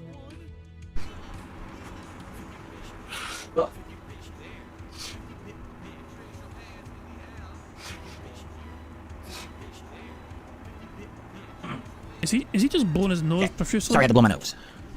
Well, I think the best Yakuza is, I already answered this question the other day. It all depends on what you're looking for. My original one that was a real mainstream Yakuza game was 4, and I liked that because it was 4 completely different protagonists with different stories and different fighting styles, all kind of converging into one. Even the end of the game, there's 4 final boss fights, which is pretty unique. I've never seen that in a game before. Still though, it's very difficult and it's kind of outdated. I feel like the series just got better the further in it continued. If you're talking about the modern ones, definitely Yakuza Like a Dragon or Yakuza 7, because it's turn-based, it has tons of content, a brand new cast. I love that game. I'm not going to do the Tekken 8 demo because there's no point. The Tekken 8 demo contains a spoiler of the main story, which I don't want to spoil, and it contains an offline training mode to play against people locally, and that's it. There's no online play, so there's nothing to do for me in the demo, so I'm not playing it. If it had online play, I absolutely would play it. Does Jasper eat tinsel from our tree? First of all, we don't have a tree. The years that we had a tree since we've had Jasper, it was a mini tree that we had rather than have a full tree because we were afraid Jasper would jump into a full tree and destroy it. But we don't have tinsel on the tree. We do have like garland made of tinsel, and he ignored that. So we had some garland, some lights, and ornaments, and he did not bother it on the small tree. If it was a larger tree, maybe he would try to climb into it and eat it. He does try to eat things like string and stuff that dangles. Like sometimes I'll have pants on with a dangly cord, and he tries to attack and eat the cord, you know? So likely, yeah, he'd go for it, but we don't have it, so he can't do it. My favorite Call of Duty of all time, probably Call of Duty 2. Which was the best World War II game ever made, but then you could argue Modern Warfare 1 was the one that took us into the modern era of FPS games that changed everything forever. For me, YouTube era would probably be the original Modern Warfare 2 because in 2009, that was a game that put me on the map. Like, people were like, whoa, Phil's playing Modern Warfare 2, he's doing fun commentary, he's getting kill streaks. People started coming to my YouTube channels to watch a variety of content with that game, you know? At that year, 2009, I played a whole lot of Street Fighter 4, and people liked that, but then when they saw I was playing Call of Duty as well, they got very excited for the future. So, YouTube-wise, Modern Warfare 2, gameplay-wise, probably Modern Warfare 1. Overall, I like the oldie, so probably the original Call of Duty 2. What's up, X-Shooter? How you doing? Derek, I have many toys like that for Jasper. In fact, we bought Jasper a stocking full of toys that we're going to start giving to him like one a day over the weekend for Christmas. And it had one of those sticks with like a dangly thing at the end that you can play with. And we've already played it a few times with him and he likes it. That's one of his favorite style of toys. Do I like chocolate on... Oh, since I like chocolate on Christmas, did I buy any chocolate? We have chocolate. We went to Costco a couple weeks ago. We bought a bag of Hershey's Nuggets, which is a mix of milk chocolate, almonds, toffee, and dark chocolate with almonds as well. And we put them in a bowl and we just munch on those like a couple a day. That's going to last a month because we don't eat a lot of candy. So every once in a while you have a hankling for chocolate. You go, yoink, you're done. But we also bought a special box of specialty chocolate, holiday themed, to have fillings and things, also at Costco, and we're going to open that on Christmas Eve and have some together and eat it over the course of the holiday week. So, there you go. Yes, that is life. Sometimes things don't work out the way that you want. Not doing the Halloween marathon this year was sad, but it doesn't matter. We're doing Christmas tomorrow. I'm all good, right? Next year, Halloween will come again. It's not like it was the last Halloween or anything like that. There'll be another Halloween. It'll be a special one. Was Jasper always our first choice when looking for a pet or companion, or do we have other options? At the time, we weren't really looking for any other pets. We had looked at other pets, like I thought, oh, maybe we could get hamsters again. Maybe we could get a different kind of rodent pet. Like maybe we could get some guinea pigs, or maybe we could get a rabbit, right? Or maybe we could do a lizard. We were looking at lizards at one point. We were looking at, I can't even remember what they're called. Not the iguana. Those little guys. Whatever. I can't remember. And then also birds. Like, Kat has actually had some birds in her lifetime as well that she liked. So we were looking at all these different pets, right? But ultimately, my wife is a cat person and has had many cats in her lifetime, and she always wanted to get a cat, you know, when we were together. And after basically kind of, you know, living together for a year or so, you know, kind of being convinced, and then we started looking at shelters, and Jasper was not our first cat that we... Leanna wanted a cat for years though. Leanna really wanted a fucking pet cat, and Phil said no, and they were together for far longer than a fucking year. I maintain, I have shared this opinion before, I've shared this belief of mine. Phil Burnell denied Leanna. Leanna was denied 2 things while in that relationship with Phil. 1 was a pet cat, and 2 was marriage. And what's 2 things that Phil did? The first time basically Cat was involved in his life. The first 2 big major things, apart from moving in together of course. They got a pet cat and they got married. Within a year of being together, they were fucking married and they had a pet cat. It's like Phil saw the mistakes, and this is how Phil's mind works, in my opinion.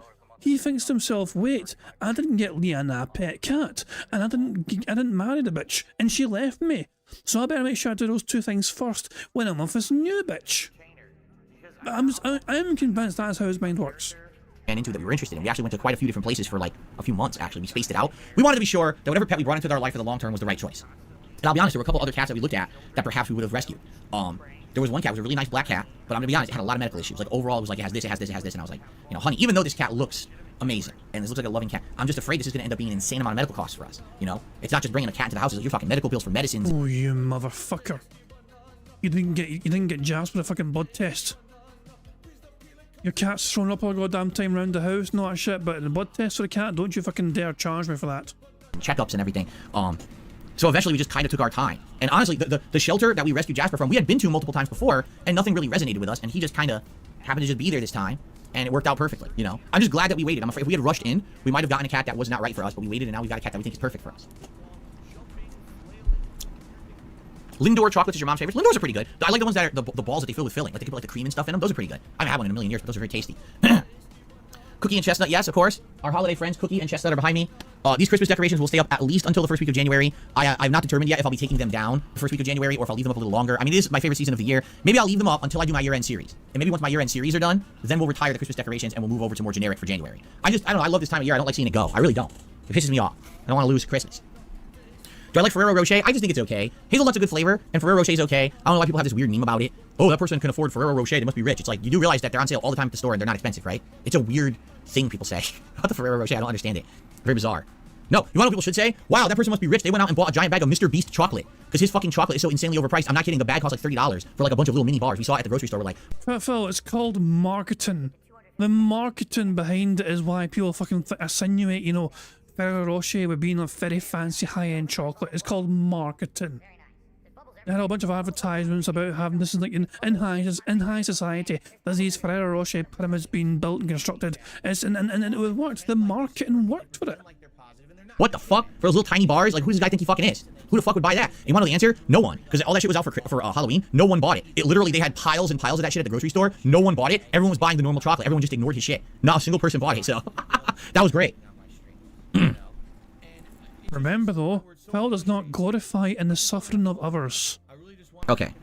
Hockey, that was not Canadian Kirk who was being racist on my React channel. That was someone impersonating him, and I banned the impersonator. So please don't be so quick to judge, because I hate people who are trying to pull shit like this. Like, oh, this person said, I'm the channel runner. I know what's going on. I have the ability to check accounts, see who's who, and don't believe everything you see or hear. Don't worry about it. I run the channel, not you.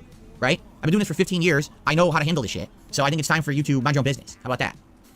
Jeez. Thank you, Parasolo, for upping your membership. 31 months. What game do you look most forward to in 2024? I have no idea. We have to look at the gaming schedule tomorrow. I can't answer that question until we look what games are actually coming out. We'll go from there. All right. You bought eggnog yesterday, Tito Man? Eggnog's pretty good. It depends, though. Like I said, I've had ones that are not so good. They're more watered down and too sweet. The one I bought this year, I think, is a little bit stronger and thicker, which I think would be good. So I'm looking forward to having some tomorrow with all of you. I'm going to have that and that whiskey cider, right? Apple cider whiskey, and then maybe some peanut butter whiskey. We'll see. Should be a good time. Okay. Thank you, Derek. I hope that you and your family have a great Christmas as well.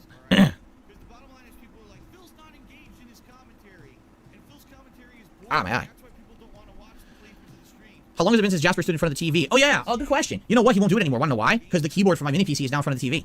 So if he goes up there, there's nowhere for him to stand anymore. So he can't do that. He can't paw the TV anymore. You're right. He used to go up and do that. He'd paw the TV and block my view, but there's no room. The keyboard is now there. So probably much earlier this year, right? Had to have been before the mini PC arrived.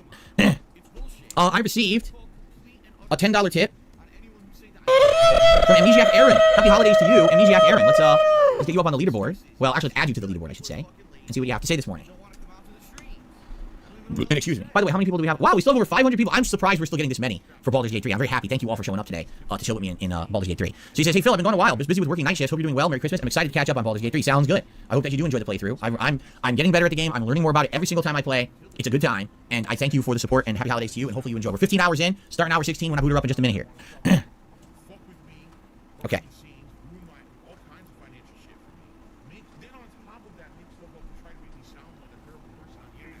Boy, you guys don't listen. Did I not say it to my channel and I take care of it? Did I not the other day have words with someone publicly on this stream when I said that they went over the bounds and they should never do that ever again? Did I not literally do that? So could you shut the fuck up now? Thank you. Happy holidays. Shut up.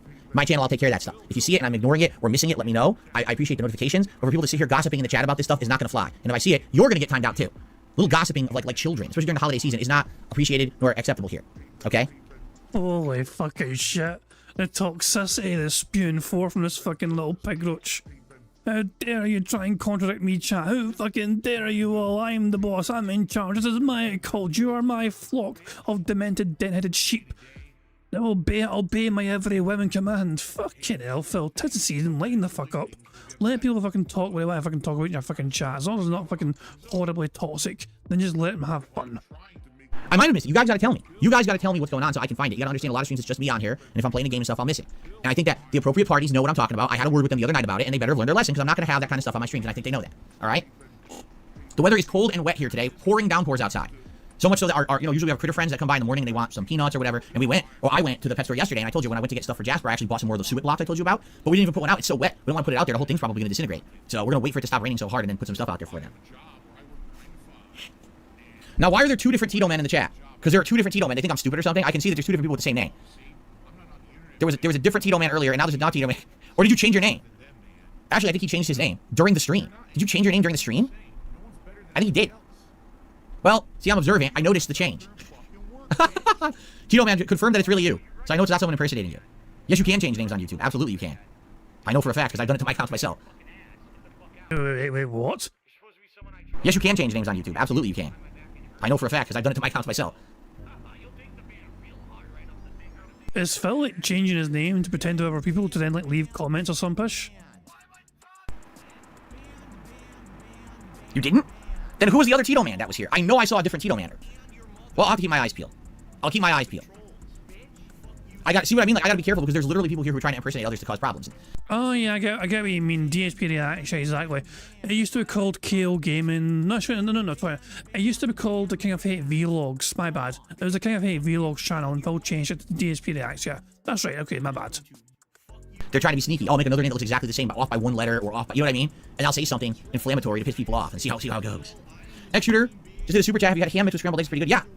It's basically that's the same as like an omelet or they call it a scramble. A scramble with other ingredients. Like I like ham in there. I like veggies in there. Like for example, like green peppers, red peppers, onions, really good in that. Right? Oh, mushrooms is good in that. Yeah, I've had a lot of that stuff like that. Pretty good. We're probably gonna do something very similar to that Christmas Day. Do I like Reese's chocolate? Yeah, but Reese's is more known for the peanut butter, not the chocolate, right? But I do like the Reese's chocolate that comes with the peanut butter. Yes. Oh, Tito man, I'm not saying that it was you. I'm saying there might be someone impersonating you. Someone who has your name and is off by like a digit or two, and they're trying to, you know what I mean? So don't worry about it. I'll keep an eye out for it. All right, I just realized how late it is. Holy crap, we have to end the show, guys. Wow, I did not realize how late it was. Thank you all for watching the Level 1 podcast. Tomorrow is the big day. Tomorrow it is our Christmas celebration together. It only comes once a year. It's a special time of fun, festiveness, and all kinds of, cool stuff. I hope you'll be here tomorrow if you can make it, and if not, don't worry. I'll be recording and splitting it up in parts and uploading it over my various channels, so you won't miss out, but I will hope that you guys can join me for the festivities tomorrow. Thank you all. Merry Christmas, Happy Holidays, and I'll see you tomorrow for the fun event.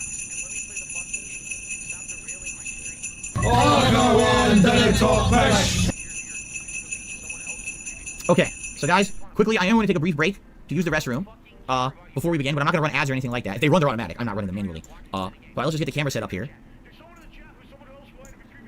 I really don't know what to do today. Should I bring Carlac into the party?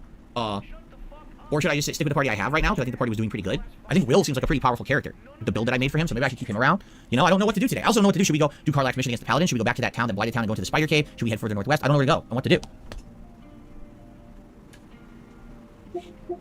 Okay. Alright, let me run and quickly use the restroom, like I said, to see what my wife's up to, and then we're going to begin. So don't go anywhere. I'll only be gone like 5 minutes. I'll leave it on the screen. Remember, thank you guys for your support today. We're very close to the members goal already for the stream, and we're actually close to the tier 1 tips goal for the stream. I'm not worried. You guys have always been great about helping out here on these streams of Baldur's Gate. Why does it say the next activity is Act 3 when we're in Act 1? Why does it say that? We haven't even beaten Act 1. So can I skip Act 2? It's a little weird. I don't know. Anyway, alright. I shall return. I'll see you guys in a few. Alright, thanks. Just mute the mic. I'll be right back. And naturally, I will fast forward the fuck it this until he gets back. Oh, he's back. There you go. Actually, that was quite good timing, actually. He was 5 minutes. Okay. Are we good, guys? Are we good? Okay, I shouted everything out. I think we're ready to start. Ready to start? Alright, let's do it. I'm in a good mood today because number one, of course, this is Christmas weekend, and I love Christmas, my favorite time of the year. You're in a good mood because it's fucking Baldur's Gate, and every single Baldur's Gate stream for you so far has so you get at least $100 in tips. It would be quite hilarious to me if you didn't get fucking $100 this time around, but let's be honest, his dent heads are dent heads, and they will support him still massively. Cannot wait to chill with you guys. Games all day today. Great games on the lineup. You know, this is a great chill game tonight. Street Fighter going back to Blanca should be fun. The marathon tomorrow. I get to spend time with my family over Sunday and Monday. Food. My wife is making the same ziti dish she made last week. She's making it again for dinner today, and we absolutely loved it. So I can't wait for dinner today. Like everything's good. The weather, cool weather, nice air blowing in the window, so no overheating or anything like that. Right? Pretty cool. All right. So what do you guys think I should do with the party? Here we go. Right off the bat, Rubber Stack says I think you should try Carlac out, replace Lazel with her, but since both are melee characters. You think that? Just for trying. Now, what kind of weapons does Carlac use? Because is it going to be a crossover with Lazel? Do I need to switch any equipment? Also, you know what someone did? Someone made a really interesting suggestion, because I didn't know you could do this. They said dual wield with Asterion, because now remember, when we got our feats, we picked that ability that makes his sniping good, like high critical hit chance. They said take the daggers off of it and put 2 crossbows, which I have. We looted 2 crossbows. They said if he dual wields crossbows, he becomes like a critical hit fiend and could just destroy things from a distance. I kind of want to try that. That sounds good. So I might do that. Dual wielding crossbows. That sounds amazing. We're still in camp, right? Because I think we'll do some of that stuff right now. You can dual wield hand crossbows, but he still keeps his daggers too? Jesus. Huh.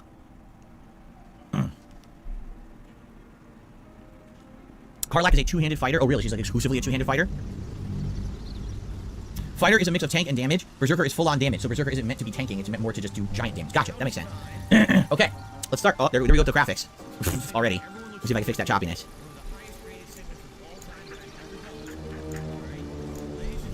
Yep, that fixed it. It's so weird. The game boots choppy, but if I refresh the capture device, then it gets rid of the choppiness. I don't get that, but whatever. Alright. Oh, I gotta move the camera. Oh, I'm glad I remembered. Let's move the camera. Gotta be upper left. Dumbass. Okay. Okay, we good? Excuse me. Alright, here we go. Alrighty, hello everyone. And he is now recording for Gameplay Future, which means that brings an end to the bingo. Let's go to live DSP and see how he's doing. Okay.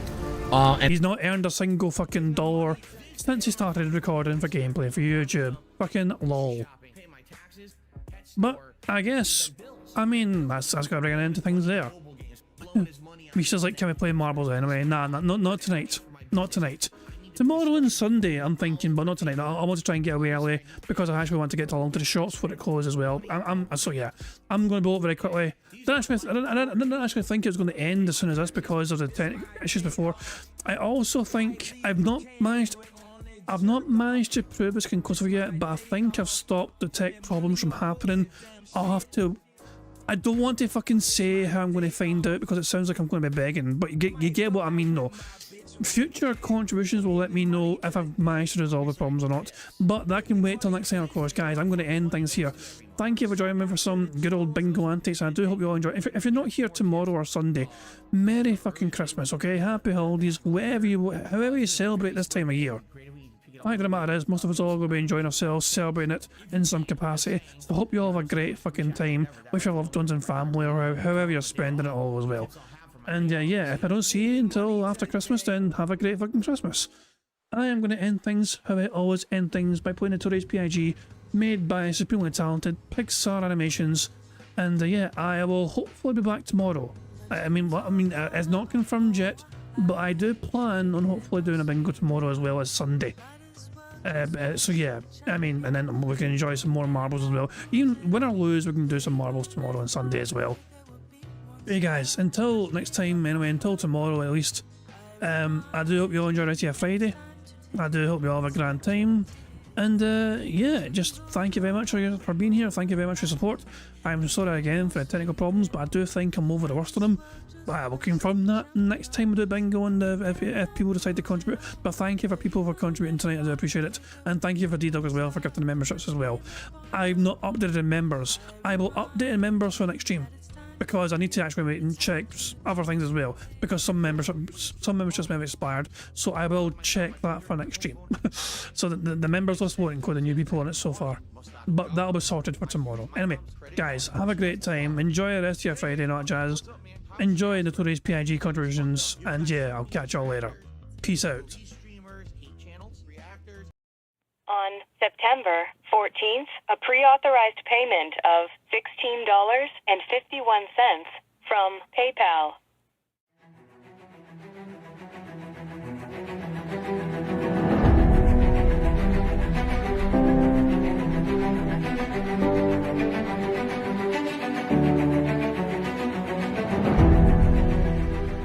All right, Luna Mills has tipped me $1.30. It says, "I'm back. What's your favorite type of shower?" When you're showered in money, when you go outside, all of a sudden, greenbacks start falling from the sky, and you raise your face up, you're like, oh, you start dancing, you go, oh, money, money, yeah, yeah. All right, I don't know what the hell you're talking about, but thank you for the first tip of the day.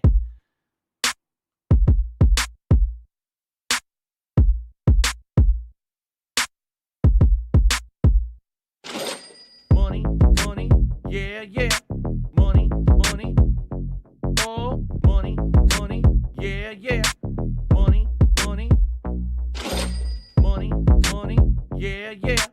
Money, money, oh, money, money, yeah, yeah. These contributions are mandatory.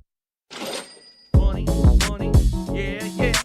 Money, money, oh, money, money, yeah, yeah. Money, money, money, money, yeah, yeah. Money, money, oh, money, money, yeah, yeah. These contributions are mandatory.